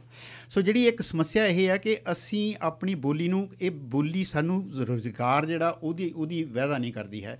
ਇਸੇ ਕਰਕੇ ਸਾਨੂੰ ਦੂਜੀਆਂ ਬੋਲੀਆਂ ਵੱਲ ਜਾਣਾ ਪੈਂਦਾ ਆ। ਸਾਨੂੰ ਅੰਗਰੇਜ਼ੀ ਜਾਂ ਇੰਡੀਆ ਦੇ ਵਿੱਚ ਹਿੰਦੀ ਵੀ ਉਹਦੇ ਵੱਲ ਜਾਣਾ ਪੈ ਰਿਹਾ ਹੈ, ਕਿਉਂਕਿ ਰੁਜ਼ਗਾਰ ਜਿਹੜੀ ਉਹ ਹਰ ਇਨਸਾਨ ਲਈ ਜ਼ਰੂਰੀ ਹੈਗੀ ਆ। ਨੁਕਸ ਜਿਹੜਾ ਆ ਉਹ ਲੋਕਾਂ ਦੇ ਵਿੱਚ ਨਹੀਂ ਹੈ, ਮਾਪਿਆਂ ਦੇ ਵਿੱਚ ਨਹੀਂ ਹੈ, ਨੁਕਸ ਹੈਗਾ ਉਸ ਦੇ ਢਾਂਚੇ ਦੇ ਵਿੱਚ, ਸਿਸਟਮ ਦੇ ਵਿੱਚ। ਦੋਨੀ ਪਾਸੇ ਦੋਏ ਜਿਹੜੇ ਪੰਜਾਬ ਹੈਗੇ ਆ, ਪਾਕਿਸਤਾਨੀ ਪੰਜਾਬੀ ਅਤੇ ਇੰਡੀਅਨ ਪੰਜਾਬੀ, ਉਹਦੇ ਵਿੱਚ ਬੋਲੀ ਨੂੰ ਉਸ ਕਿਸਮ ਦਾ ਦਰਜਾ ਨਹੀਂ ਮਿਲਿਆ ਹਜੇ ਤੱਕ ਵੀ। ਲੋਕ ਉੱਥੇ ਦੋਨੀ ਪਾਸੇ ਸਟਰਗਲ ਕਰ ਰਹੇ ਆ ਵੀ ਇੱਥੇ ਵੀ ਸਾਨੂੰ ਮਾਨਤਾ ਦਿਓ, ਇੱਥੇ ਵੀ ਮਾਨਤਾ ਦਿਓ। ਜਿੱਥੇ ਮਿਲੀ ਹੋਈ ਸੀਗੀ, ਮੈਂ ਪਹਿਲਾਂ ਜ਼ਿਕਰ ਕੀਤਾ ਸੀ, ਜੰਮੂ ਕਸ਼ਮੀਰ ਦੇ ਵਿੱਚ ਬੋਲੀ ਪੜ੍ਹਾਈ ਜਾਂਦੀ ਸੀ, ਹਿਮਾਚਲ ਪ੍ਰਦੇਸ਼ ਸੀ, ਇੱਧਰੋਂ ਦਿੱਲੀ ਦੇ ਨਾਲ ਲੱਗਦੇ ਇਲਾਕੇ ਸੀ, ਉਹ ਸਾਰਿਆਂ 'ਚੋਂ ਬੋਲੀ ਜਿਹੜੀ ਉਹ ਗਾਇਬ ਹੋ ਗਈ। ਜਿਹੜੀ ਹਰਿਆਣਾ ਆ, ਉਹਨਾਂ ਨੇ ਖੁੰਦਕ ਵਜੋਂ ਤੇਲਗੂ ਜਾਂ ਤਾਮਿਲ ਦੂਜੀ ਭਾਸ਼ਾ ਦੇ ਤੌਰ 'ਤੇ ਲਾ ਰੱਖੀ ਉੱਥੇ ਕਾਫੀ, ਤੇ ਪੰਜਾਬੀ ਨਹੀਂ ਪੜ੍ਹਾਉਣੀ ਬਸ, ਹੈ ਨਾ। ਇਸ ਕਿਸਮ ਦੀ ਮਤਲਬ ਜਿਹੜੀ ਉਹ ਖਹਿਬਾਜ਼ੀ ਜਿਹੜੀ ਆ। ਸੋ ਜਿਹੜੀ ਸਾਡੀ ਸਮੱਸਿਆ ਇਹ ਆ, ਪਰ ਹੁਣ ਇਸ ਸਮੱਸਿਆ ਨੂੰ ਹੱਲ ਕਰਨ ਦਾ ਇਹ ਆ ਵੀ ਅਸੀਂ ਇੱਥੇ ਬਾਹਰ ਆ ਗਏ ਹਾਂ, ਸਾਡਾ ਪੰਜਾਬ ਨਾਲ ਮਤਲਬ ਹੈ ਨਾਤਾ, ਰੋਜ਼ ਅਸੀਂ ਉਹ ਗੱਲਾਂ ਕਰਦੇ ਹੈਗੇ ਹਾਂ, ਉਹ ਬੋਲੀ ਵਰਤਦੇ ਹਾਂ। ਪਰ ਇੱਥੇ ਅਸੀਂ ਜੇ ਦੇਖੀਏ ਤਾਂ ਅਸੀਂ ਇੱਕ ਆਪਣੇ ਬੱਚਿਆਂ ਦੇ ਲਈ ਬਹੁਤ ਵਧੀਆ ਭਵਿੱਖ ਸਾਰ ਸਕਦੇ ਹਾਂ ਜੇ ਅਸੀਂ ਉਹਨਾਂ ਨੂੰ ਆਪਣੀ ਮਾਂ ਬੋਲੀ ਵੀ ਸਿਖਾਈਏ। ਹਰੇਕ ਇਨਸਾਨ ਜਿਹੜਾ ਆ ਉਹ ਇੱਕ ਤੋਂ ਵਾਧੂ ਬੋਲੀਆਂ ਬੋਲ ਸਕਦਾ, ਔਰ ਯੂਰਪ ਦੇ ਵਿੱਚ ਆਮ ਬੰਦਾ ਜਿਹੜਾ 3-4 ਬੋਲੀਆਂ ਬੋਲਦਾ ਆ। ਔਰ ਦੂਜੇ, ਕਿਉਂਕਿ ਜਦੋਂ ਤੁਸੀਂ ਇੱਕ ਬੋਲੀ ਨਵੀਂ ਸਿੱਖਦੇ ਆ, ਤੁਹਾਨੂੰ ਨਵਾਂ ਇੱਕ ਐਂਗਲ ਜੀਣ ਦਾ ਮਿਲ ਜਾਂਦਾ ਉਸ ਸੱਭਿਆਚਾਰ ਦਾ, ਹੈ ਨਜ਼ਰੀਆ। ਸੋ ਸਾਡੇ ਕੋਲ ਇਹ ਬਹੁਤ ਵਧੀਆ ਇੱਕ ਇਹ ਮੌਕਾ ਹੈਗਾ ਕਿ ਅਸੀਂ ਆਪਣੇ ਬੱਚਿਆਂ ਨੂੰ ਵਧੀਆ ਇਨਸਾਨ ਬਣਾਈਏ, ਉਹਨਾਂ ਨੂੰ ਆਪਣੀ ਮਾਂ ਬੋਲੀ ਸਿਖਾਈਏ, ਤਾਂ ਕਿ ਉਹ ਕੈਨੇਡਾ ਨੂੰ ਇੱਕ ਬਿਹਤਰ ਮੁਲਕ ਬਣਾ ਸਕਣ। ਜੇ ਇੱਕ ਤੋਂ ਵਾਧੂ ਬੋਲੀਆਂ ਜਾਣਦੇ ਹੋਣ, ਜੇ ਇਕੱਲੀ ਅੰਗਰੇਜ਼ੀ ਜਾਣਦੇ ਆ ਤਾਂ ਉਹ ਉਹਨਾਂ ਨੂੰ ਲਿਮਿਟ ਕਰ ਦੇਊਗੀ। ਦੂਜੀ ਆ ਵੀ ਪੰਜਾਬੀ ਬੋਲੀ ਦੇ ਨਾਲ ਇੱਥੇ ਜਿਹੜੀ ਜੌਬਸ ਦੇ ਵੀ ਮਤਲਬ ਕਾਫੀ ਅੱਗੇ ਨਾਲੋਂ ਜਿਹੜੇ ਹੈਗੇ ਮੌਕੇ ਬਣ ਰਹੇ ਆ, ਹੈਗੇ ਵੀ ਆ। ਤੁਸੀਂ ਦੇਖੋ ਮਤਲਬ ਪਿਛਲੇ ਕੁਝ ਸਾਲਾਂ ਦੇ ਵਿੱਚ ਮੀਡੀਆ ਦੇ ਵਿੱਚ ਜਾਂ ਜਿਹੜੀ ਐਜੂਕੇਸ਼ਨ ਦੇ ਵਿੱਚ ਜਾਂ ਜਿਹੜੀ ਫਰਕ ਸਰਕਾਰੀ ਜਿਹੜੀਆਂ ਜਾਣਕਾਰੀ ਦੇ ਲਈ ਅਨੁਵਾਦ, ਤੁਸੀਂ ਮਤਲਬ ਕੋਰਟ ਇੰਟਰਪ੍ਰੀਟੇਸ਼ਨਸ, ਬੈਂਕਾਂ ਦੇ ਵਿੱਚ ਵੀ ਹਰ ਪਾਸੇ ਜਿਹੜੀਆਂ ਉਹ ਪੰਜਾਬੀ ਦੇ ਨਾਲ ਤੁਹਾਨੂੰ ਨੌਕਰੀਆਂ ਮਿਲ ਰਹੀਆਂ। ਪਰ ਜੇ ਸਾਡੇ ਬੱਚਿਆਂ ਨੇ ਪੰਜਾਬੀ ਨਾ ਸਿੱਖੀ, ਉਹ ਨੌਕਰੀਆਂ ਸਾਰੀਆਂ ਜਾਣਦੀਆਂ ਲੱਗਣੀਆਂ। ਕੁਛ ਇਸ ਕਿਸਮ ਦੇ ਏਰੀਏ ਹੈਗੇ ਜਿਨ੍ਹਾਂ ਵਿੱਚ ਅਸੀਂ ਕ੍ਰੀਏਟ ਕਰ ਸਕਦੇ ਹਾਂ ਬਹੁਤ ਈਜ਼ੀਲੀ, ਆਲਮੋਸਟ ਚੁਟਕੀ ਮਾਰ ਕੇ। ਉਹ ਫਰਜ਼ ਕਰ ਲਓ ਏਅਰਲਾਈਨਾਂ ਆ, ਇਹ ਸਾਡੀ ਕਿੰਨੇ ਲੋਕ ਸਫ਼ਰ ਕਰਦੇ ਆ, ਪਿਛਲੇ 2 ਸਾਲਾਂ 'ਚ ਘੱਟ ਕੀਤਾ, ਵੱਖਰੀ ਗੱਲ ਆ, ਪਰ ਲੱਖਾਂ ਦੀ ਗਿਣਤੀ ਦੇ ਵਿੱਚ ਪੰਜਾਬੀ ਜਿਹੜੇ ਹਰ ਸਾਲ ਸਫ਼ਰ ਕਰਦੇ ਆ। ਜੇ ਉਹ ਇੰਨੀ ਮੰਗ ਕਰ ਦੇਣ ਏਅਰਲਾਈਨ ਕੋਲੋਂ ਵੀ ਜਿਹੜੇ ਵਿੱਚ ਮਤਲਬ 80-85% ਪੰਜਾਬੀ ਬੈਠੇ ਆ, ਉੱਥੇ ਸਰਵਿਸ ਵੀ ਪੰਜਾਬੀ 'ਚ ਮਿਲੇ, ਉੱਥੇ ਫਿਲਮਾਂ ਵੀ ਪੰਜਾਬੀ ਹੋਣ, ਉੱਥੇ ਮੈਗਜ਼ੀਨ ਵੀ ਪੰਜਾਬੀ ਦੇ ਹੋਣ, ਉੱਥੇ ਖਾਣਾ ਵੀ ਪੰਜਾਬੀ ਮਿਲੇ, ਕਿੰਨੇ ਪੰਜਾਬੀਆਂ ਨੂੰ ਨੌਕਰੀਆਂ ਮਿਲ ਸਕਦੀਆਂ। ਡਾਕਟਰ ਬਿਨੰਗ, ਇੱਕ ਗੱਲ ਮੈਨੂੰ ਦੱਸੋ, ਦੇਖੋ ਇਹ ਲੋੜਾਂ ਸਾਡੀਆਂ ਸਾਰਿਆਂ ਦੀਆਂ ਲੋੜਾਂ ਆ। ਬੜੇ ਲੋਕ ਪਰੇਸ਼ਾਨ ਹੁੰਦੇ ਆ ਕਿ ਜੇ ਅਸੀਂ ਬਜ਼ੁਰਗਾਂ ਨੂੰ ਇਕੱਲਿਆਂ ਨੂੰ ਭੇਜਣਾ ਤਾਂ ਇਹ ਕਿਉਂਕਿ ਵਿੱਚ ਕੋਈ ਪੰਜਾਬੀ ਬੋਲਣ ਵਾਲਾ ਨਹੀਂ ਹੋਣਾ, ਉਹਨਾਂ ਨੂੰ ਲੈਂਗੁਏਜ ਦੀ ਪ੍ਰੋਬਲਮ ਆਉਂਦੀ ਆ। ਅਸੀਂ ਜੀ ਪੇਰੈਂਟਸ ਨੂੰ ਇੰਡੀਆ ਛੱਡਣ ਚੱਲੇ ਹਾਂ, ਅਸੀਂ ਪੇਰੈਂਟਸ ਨੂੰ ਇੰਡੀਆ ਤੋਂ ਲੈਣ ਚੱਲੇ ਹਾਂ, ਅਸੀਂ ਇਹ ਕਰ ਲੈਂਦੇ ਹਾਂ। ਇਹ ਥੋੜ੍ਹੇ ਜਿਹੇ ਲੋਕ ਹੁੰਦੇ ਤੁਹਾਡੇ ਵਰਗੇ ਜਿਹੜੇ ਲੀਡਰਸ ਹੁੰਦੇ ਆ, ਜਿਹੜੀਆਂ ਇਹੋ ਜਿਹੀਆਂ ਗੱਲਾਂ ਕਰਦੇ ਹੈਗੇ ਆ। ਆਮ ਲੋਕ ਸਫ਼ਰ ਕਰਦੇ ਰਹਿੰਦੇ ਆ, ਪਰ ਉਹ ਇੱਦਾਂ ਦੀ ਕੋਈ ਮੰਗ ਕਿਉਂ ਨਹੀਂ ਰੱਖਦੇ? ਮੈਂ ਇੱਕ ਵਾਰ ਇੱਕ ਲੇਖ ਲਿਖਿਆ ਸੀਗਾ ਵੀ ਅਸੀਂ ਪੰਜਾਬੀ ਲਈ ਕੀ ਕਰ ਸਕਦੇ, ਜ਼ਰੂਰ ਨਹੀਂ ਵੀ ਮੇਰੇ ਵਾਂਗ ਆ ਕੇ ਤੁਸੀਂ ਰੌਲੀ ਪਾਓ, ਤੁਸੀਂ ਘਰ ਬੈਠੇ ਵੀ ਜਾਂ ਉੱਦਾਂ ਵੀ ਕੁਛ ਕਰ ਸਕਦੇ। ਜੇ ਮੈਂ ਉਹਦੇ 'ਚ ਖਾਸ ਤੌਰ 'ਤੇ ਇਹ ਗੱਲ ਲਿਖੀ ਸੀ, ਦੱਸੋ ਕੀ ਕਰ ਸਕਦੇ ਹਾਂ। ਇਹ ਗੱਲ ਵੀ ਲਿਖੀ ਸੀ ਵੀ ਜੇ ਤੁਸੀਂ ਮਤਲਬ ਏਅਰਲਾਈਨਾਂ ਜਿਹੜੀਆਂ ਇਕੱਠੇ ਹੋ ਕੇ ਤੁਸੀਂ ਮਤਲਬ ਜਦੋਂ ਤੁਸੀਂ ਟਿਕਟ ਲੈਣ ਜਾਂਦੇ ਆ ਕਿਸੇ ਵੀ ਏਜੰਟ ਕੋਲੋਂ, ਉਹਨੂੰ ਕਹੋ ਵੀ ਮੈਂ ਉਸ ਏਅਰਲਾਈਨ ਦੇ ਵਿੱਚ ਟਿਕਟ ਲੈਣੀ ਆ ਜਿਹਦੇ ਵਿੱਚ ਪੰਜਾਬੀ ਸਰਵਿਸਿਜ਼ ਹੈਗੀਆਂ, ਰਾਈਟ। ਉਹਨਾਂ ਨੂੰ ਹੌਲੀ ਹੌਲੀ ਪ੍ਰੋਵਾਈਡ ਕਰਨੀਆਂ ਸ਼ੁਰੂ ਕਰ ਦੇਣੀਆਂ। ਜਿਹੜੇ ਬਿਜ਼ਨਸ ਆ ਉਹਨਾਂ ਤੋਂ ਉਹ ਤਾਂ ਦੇਖਦੇ ਰਹਿੰਦੇ ਪਏ ਗਾਹਕ ਉਹਨਾਂ ਦੇ ਚਾਹੁੰਦੇ ਕੀ ਆ, ਹੈ ਨਾ। ਜੇ ਫਰਜ਼ ਕਰ ਲਓ ਕੋਈ ਇੱਕ ਏਅਰਲਾਈਨ ਇਹ ਆਫਰ ਕਰਨੀ ਸ਼ੁਰੂ ਕਰਦੇ, ਦੂਜਿਆਂ ਨੇ ਵੀ ਕਰ ਦੇਣੀਆਂ। ਤੁਸੀਂ ਉਹਦੇ ਨਾਲ ਦੇਖੋ ਓਪਰਚੁਨਿਟੀਜ਼ ਜਿਹੜੀਆਂ ਖੁੱਲ੍ਹਣਗੀਆਂ, ਮਤਲਬ ਹਰ ਖੇਤਰ ਦੇ ਵਿੱਚ, ਪਬਲਿਸ਼ਿੰਗ ਦੇ ਵਿੱਚ, ਪੜ੍ਹਾਈ ਦੇ ਵਿੱਚ, ਖੁਰਾਕ ਦੇ ਵਿੱਚ, ਉਹ ਸਾਰੇ ਦੇ ਵਿੱਚ ਮਤਲਬ ਉਹ ਪੰਜਾਬੀ ਦੇ ਨਾਲ, ਔਰ ਲੋਕ ਵਧੀਆ ਮਹਿਸੂਸ ਕਰਨਗੇ ਜੇ ਉਹਨਾਂ ਦੇ ਪੰਜਾਬੀ ਮੁੰਡੇ ਕੁੜੀਆਂ ਪੰਜਾਬੀ ਬੋਲਦੇ ਹੋਣਗੇ ਏਅਰਲਾਈਨ ਦੇ ਵਿੱਚ, ਹੈ ਨਾ। ਸਾਨੂੰ ਖੁਸ਼ੀ ਹੁੰਦੀ ਜਦੋਂ ਹੁਣ ਵੀ ਜਿਵੇਂ ਦੂਜੀ ਕੋਈ ਜ਼ਬਾਨ ਬੋਲਦੇ ਹੈਗੇ, ਪਰ ਅਸੀਂ ਇਹ ਕਰ ਸਕਦੇ ਹਾਂ, ਬਹੁਤ ਈਜ਼ੀਲੀ ਕਰ ਸਕਦੇ ਹਾਂ। ਸਿਰਫ ਇਹੀ ਆ ਵੀ ਅਸੀਂ, ਕਿਉਂਕਿ ਸਾਡਾ ਨਾਤਾ ਨਹੀਂ ਆਪਣੀ ਬੋਲੀ ਦੇ ਨਾਲ, ਅਸੀਂ ਉਹਨੂੰ ਕਹਿੰਦੇ ਵੀ ਇਹ ਕਿਸੇ ਹੋਰ ਦੀ ਸਮੱਸਿਆ ਹੈਗੀ ਆ। ਮੈਨੂੰ ਮਤਲਬ ਕਹਿੰਦੇ ਯਾਰ ਤੂੰ ਇਹ ਹੁਣ ਕਿੰਨਾ ਚਿਰ ਇਹ ਗੱਲਾਂ ਕਰੀ ਜਾਣੀਆਂ, ਹੈ ਨਾ। ਅਤੇ ਮੈਨੂੰ ਇਹ ਲੱਗਦਾ ਵੀ ਅਪਰਚੁਨਿਟੀਜ਼ ਹੈਗੀਆਂ ਕੈਨੇਡਾ ਦੇ ਵਿੱਚ ਖਾਸ ਤੌਰ 'ਤੇ। ਅਸੀਂ ਜੇ ਇਹ ਮੌਕਾ ਨਾ ਸਾਂਭਿਆ ਤਾਂ ਫਿਰ ਜਿਹੜਾ ਸੱਚੀ ਦੇਰ ਹੋ ਜਾਣੀ ਆ। ਹੁਣ ਹੈਗੀ ਆ, ਸੁਖ ਧਾਲੀਵਾਲ ਸਾਡੇ ਕੋਲ ਗਏ ਆ, ਹੋਰ ਮਤਲਬ 22 ਉੱਥੇ MLA ਬੈਠੇ ਰਹੇ ਹੈਗੇ ਜੇ ਵੀ MP ਹੈਗੇ ਆ। ਅਸੀਂ ਜੇ ਕੋਸ਼ਿਸ਼ ਕਰੀਏ ਉਹਨਾਂ ਤੱਕ ਸਾਰੇ ਲੋਕ ਇਹ ਗੱਲ ਪਹੁੰਚਾਉਣ ਜਿਹੜੇ ਵੋਟਾਂ ਪਾਉਣ ਵਾਲੇ ਆ, ਕਿਉਂਕਿ ਇਕੱਲੇ ਦੀ ਗੱਲ ਨਹੀਂ ਸੁਣਦੇ, ਉਹਨਾਂ ਨੇ ਨਹੀਂ ਸੁਣੀ। ਮੈਂ ਲਿਖਿਆ ਵੀ ਆ, ਬੋਲਿਆ ਵੀ ਆ, ਸਭ ਕੁਝ ਕੀਤਾ। ਅੱਜ ਉਹਨੇ ਪਹਿਲੀ ਵਾਰੀ ਸਾਹਮਣੇ ਬੈਠ ਕੇ ਗੱਲ ਸੁਣੀ ਤਾਂ ਸੁਣੀ ਉਹਨਾਂ ਨੇ। ਮੈਂ ਉਹਨਾਂ ਨੂੰ ਬਲੇਮ ਨਹੀਂ ਦਿੰਦਾ ਇਸ ਗੱਲੋਂ। ਜੇ ਸਾਰੇ ਜਿਹੜੇ ਵੋਟਾਂ ਪਾਉਣ ਵਾਲੇ ਆ ਉਹ ਵੀ ਇਹ ਗੱਲ ਕਰਦੇ ਹੋਣ ਤਾਂ ਫਿਰ ਗੱਲ ਕਿਤੇ ਦੀ ਕਿਤੇ ਜਾਂਦੀ ਆ, ਫਿਰ ਜੇ ਇਹ ਤਬਦੀਲੀਆਂ ਆ ਸਕਦੀਆਂ। ਸੋ ਸਾਨੂੰ ਥੋੜ੍ਹਾ ਜਿਹਾ ਹਿੱਸਾ ਆਪਣੀ ਲਾਈਫ ਦਾ ਜਿਹੜਾ ਆਪਣੇ ਸੱਭਿਆਚਾਰ ਬਾਰੇ, ਆਪਣੀ ਬੋਲੀ ਬਾਰੇ ਵੀ ਜ਼ਰੂਰ ਸੋਚਣਾ ਚਾਹੀਦਾ ਆ। ਮੈਂ ਇਹ ਤਾਂ ਨਹੀਂ ਕਹਿੰਦਾ ਵੀ ਤੁਸੀਂ ਜਾ ਕੇ ਕਿਤਾਬਾਂ ਵੀ ਖਰੀਦੋ, ਕੋਈ ਮਾੜੀ ਗੱਲ ਨਹੀਂ ਜੇ ਹੋਣ। ਕਿਤਾਬਾਂ ਦੀ ਗੱਲ ਫਿਰ ਕਿਸੇ ਦਿਨ ਕਰਾਂਗੇ, ਪਰ ਘੱਟੋ ਘੱਟ ਆਪਣੀ ਮਾਂ ਬੋਲੀ ਲਈ ਮਾੜਾ ਜਿਹਾ ਸੋਚਿਆ ਕਰੋ ਵੀ ਤੁਸੀਂ ਕੁਛ ਨਾ ਕੁਛ ਕਰ ਸਕਦੇ ਹੋ, ਤੁਹਾਡਾ ਲੱਗਣਾ ਕੁਛ ਨਹੀਂ ਉਹਦੇ ਵਿੱਚ। ਸੋ ਮੇਰੀ ਤਾਂ ਇਹ ਅਪੀਲ ਆ ਵੀ ਥੋੜ੍ਹਾ ਜਿਹਾ ਸੋਚ ਕੇ ਇੱਦਾਂ ਦੀਆਂ ਕੁਛ ਗੱਲਾਂ ਤੁਸੀਂ ਕਰ ਸਕਦੇ ਆ ਜਿਹੜੀਆਂ। ਦੇਖੋ ਸਾਧੂ ਜੀ, ਇਹ ਤਾਂ ਹੀ ਹੋ ਸਕਣਾ ਜੇ ਸਭ ਤੋਂ ਪਹਿਲੀ ਗੱਲ ਇਹੀ ਹੁੰਦੀ ਆ ਕਿ ਜੇ ਤੁਸੀਂ ਆਪਣੇ ਆਪ 'ਤੇ ਉਸ ਗੱਲ 'ਤੇ ਟਰਸਟ ਕਰ ਰਹੇ ਹੋ ਵੀ ਹਾਂ ਆਹ ਚੀਜ਼ ਇੱਦਾਂ ਹੈਗੀ ਆ, ਜੋ ਸਾਨੂੰ ਉਸ ਚੀਜ਼ 'ਤੇ ਭਰੋਸਾ ਹੈਗਾ, ਅਸੀਂ ਤਾਂ ਹੀ ਅਗਲਾ ਸਟੈਪ ਲੈਣਾ। ਅਸੀਂ ਤਾਂ ਆਪੇ ਹੀ ਥਿੜਕੇ ਪਏ ਹਾਂ। ਸਾਨੂੰ ਇਸ ਚੀਜ਼ ਦਾ ਹੀ ਭਰੋਸਾ ਨਹੀਂ ਹੁੰਦਾ ਕਿ ਵੀ ਇਹ ਸਾਡੀ ਜਿਹੜੀ ਲੈਂਗੁਏਜ ਆ ਇਹਦੇ 'ਤੇ ਅਸੀਂ ਮਾਣ ਕਰ ਸਕੀਏ ਜਾਂ ਨਹੀਂ ਕਰ ਸਕੀਏ। ਸਾਡੇ ਸਾਹਮਣੇ ਕੋਈ ਬੰਦਾ ਜਿਹੜਾ ਉਹ ਪੰਜਾਬੀ ਸਮਝਦਾ ਆ, ਉਹ ਕੋਈ ਹੋਰ ਭਾਸ਼ਾ ਬੋਲ ਕੇ ਤੁਹਾਡੇ ਨਾਲ ਗੱਲ ਕਰ ਰਿਹਾ, ਤੁਹਾਡੇ ਉੱਤੇ ਇੱਕ ਇੰਪਰੈਸ਼ਨ ਬਣਾਉਣ ਦੀ ਕੋਸ਼ਿਸ਼ ਕਰ ਰਿਹਾ, ਤੁਸੀਂ ਫੱਟ ਦੇਣੀ ਉਹਦੇ ਨਾਲ, ਉਹ ਵਾਲੀ ਭਾਸ਼ਾ ਬੋਲਣ ਦੀ ਕੋਸ਼ਿਸ਼ ਕਰਦੇ ਹੋ, ਚਾਹੇ ਤੁਸੀਂ ਕੰਫਰਟੇਬਲ ਵੀ ਨਹੀਂ ਹੋ, ਤੁਹਾਡੀ ਕੋਲੋਂ ਗੱਲ ਉਹਦੇ ਵਿੱਚ ਹੋ ਵੀ ਨਹੀਂ ਰਹੀ, ਤਾਂ ਵੀ ਤੁਸੀਂ। ਇੱਥੋਂ ਹੀ ਪਤਾ ਲੱਗਦਾ ਕਿ ਸਾਨੂੰ ਮਾਣ ਨਹੀਂ ਹੈਗਾ। ਤੇ ਉੱਦਾਂ ਮਤਲਬ ਇੱਕ ਲੈਵਲ 'ਤੇ ਕਰਦੇ ਵੀ ਆ। ਮੈਂ ਹਮੇਸ਼ਾ ਹੀ ਕਹਿੰਦਾ ਵੀ ਸਾਰੇ ਬੰਦੇ ਆਪਣੀ ਨਹੀਂ, ਜਿਹੜੇ ਤਾਂ ਮਾਣ ਕਰਦੇ ਆ ਉਹ ਤਾਂ ਕਰੀ ਜਾ ਰਹੇ ਜੋ ਕੁਝ ਕਰ ਸਕਦੇ ਆ, ਪਰ ਮੈਂ ਕੁਝ ਲੋਕਾਂ ਦੀ ਗੱਲ ਕਰ ਰਹੀ ਹਾਂ ਕਿ ਅਸੀਂ ਬਹੁਤ ਛੇਤੀ ਇਸ ਗੱਲੋਂ ਥਿੜਕ ਜਾਂਦੇ ਹਾਂ। ਬਿਲਕੁਲ। ਅਸੀਂ ਜੇ ਮਾਣ ਉਸ ਕਿਸਮ ਦਾ ਕਰਦੀ ਹੋਈ ਹੈ ਨਾ, ਸਾਨੂੰ ਪਤਾ ਹੁਣ। ਜੇ ਮੈਂ ਫਿਰ ਇੱਕ ਗੱਲ ਮਤਲਬ ਇਹ ਦੁਹਰਾਉਣੀ ਚਾਹੁੰਦਾ ਕਿ ਜਿਹੜੀ ਬੋਲੀ ਜਿੱਥੋਂ ਇਹ ਪੈਦਾ ਹੋਈ ਆ, ਉਹ ਹੜੱਪਾ ਮੋਹਿੰਜੋਦਾੜੋ ਜਿਹੜੀ ਥਾਂ ਸੀ, ਜਿਹੜੀ ਮਤਲਬ ਬਹੁਤ ਪੁਰਾਣੀਆਂ ਸੱਭਿਅਤਾ ਦੇ ਵਿੱਚ ਆਉਂਦੀ ਹੈ ਉਹ, ਉੱਥੋਂ ਇਹ ਬੋਲੀ ਪੈਦਾ ਹੋਈ ਆ। ਹਿੰਦੀ ਦੀ ਅਜੇ ਤੱਕ ਕੋਈ ਫਿਲਮ ਕਾਮਯਾਬ ਉਹੀ ਹੁੰਦੀ ਜਿਹਦੇ 'ਚ ਕੋਈ ਪੰਜਾਬੀ ਗੀਤ ਹੋਵੇ, ਕਿਉਂਕਿ ਸਾਡੇ ਗੀਤਾਂ ਦੇ ਵਿੱਚ ਯੂਨੀਵਰਸਲ ਵੈਲਿਊਜ਼ ਹੈਗੀਆਂ, ਉਹ ਬਹੁਤ ਜੜ੍ਹਾਂ ਡੂੰਘੀਆਂ ਉਹਨਾਂ ਦੀਆਂ, ਸਾਡੀ ਬੋਲੀ ਦੀਆਂ ਵੀ। ਅਸੀਂ ਖੁਦ ਉਹਦੇ ਨਾਲ ਨਹੀਂ ਜੁੜੇ। ਹਾਲਾਤ ਨੇ ਪਿਛਲੇ 150-200 ਸਾਲ ਦੇ ਵਿੱਚ ਮਸਾਲੇ ਦੀ ਚੁਟਕੀ ਵਾਂਗੂ ਯੂਜ਼ ਕੀਤਾ ਜਾਂਦਾ ਉਸ ਫਿਲਮ ਦੇ ਵਿੱਚ। ਪਿਛਲੇ 150-200 ਸਾਲ ਦੇ ਵਿੱਚ ਜਿਹੜਾ ਸਾਡੇ ਸੱਭਿਆਚਾਰ ਨਾਲ ਜਿਹੜੀ ਮਤਲਬ ਕਲੋਨੀਅਲਿਜ਼ਮ ਕਰਕੇ, ਜਿਵੇਂ ਡਾਕਟਰ ਇੰਦਰ ਮਾਨ ਨੇ ਜਿਹੜੀ ਗੱਲ ਬਹੁਤ ਵਧੀਆ ਕਹੀ ਆ ਵੀ ਅਸੀਂ ਕਲੋਨੀਅਲ ਤਰੀਕੇ ਨਾਲ ਹੀ ਹਜੇ ਵੀ ਜੀ ਰਹੇ ਹਾਂ। ਅਸੀਂ ਮਤਲਬ ਜਿਹੜੀ ਸਾਡੀ ਮਾਨਸਿਕਤਾ ਉਹ ਗੁਲਾਮ ਹੈਗੀ ਆ। ਇਹਦੇ ਬਾਰੇ ਸਾਨੂੰ ਸੋਚਣਾ ਜ਼ਰੂਰ ਚਾਹੀਦਾ ਆ।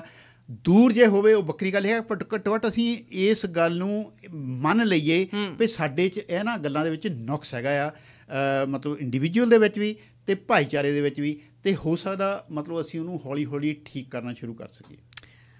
ਡਾਕਟਰ ਸਾਧੂ ਵਿਨੰਗ ਜੀ, ਇਹ ਸਾਰੀਆਂ ਗੱਲਾਂ ਮਤਲਬ ਤੁਸੀਂ ਕੀਤੀਆਂ, ਸਮਾਂ ਕੱਢਿਆ, ਤੁਹਾਡਾ ਬਹੁਤ ਬਹੁਤ ਸ਼ੁਕਰੀਆ। Thank you so much. ਬਹੁਤ ਬਹੁਤ ਸ਼ੁਕਰੀਆ। ਅੱਜ ਮੈਂ ਸਮਝਦਾ ਕਿ ਪ੍ਰੋਗਰਾਮ ਸੱਚਮੁੱਚ ਮਿਸਾਲੀ ਹੋ ਗਿਆ ਅਤੇ ਮੈਨੂੰ ਪੂਰੀ ਆਸ ਆ ਕਿ ਆਪਾਂ ਕੁਛ ਨਾ ਕੁਛ ਅੱਜ ਜੋ ਕੁਛ ਇੱਥੇ ਗੱਲਾਂ ਹੋਈਆਂ ਉਹਦੇ 'ਚੋਂ ਕੋਈ ਵਧੀਆ ਕੱਢ ਸਕਾਂਗੇ। ਤੁਹਾਡਾ ਬਹੁਤ ਬਹੁਤ ਧੰਨਵਾਦ। ਅਤੇ ਜਿਸ ਤਰੀਕੇ ਨਾਲ ਤੁਸੀਂ ਇਹ ਪ੍ਰੋਗਰਾਮ ਉਲੀਕਿਆ ਔਰ ਸਿਰੇ ਚੜ੍ਹਾਇਆ, ਮੈਨੂੰ ਬਹੁਤ ਮਾਣ ਆ ਵੀ ਸਾਡੇ ਇੱਦਾਂ ਦੇ ਪੱਤਰਕਾਰ ਹੈਗੇ ਆ। Thank you so much. ਸ਼ੁਕਰੀਆ।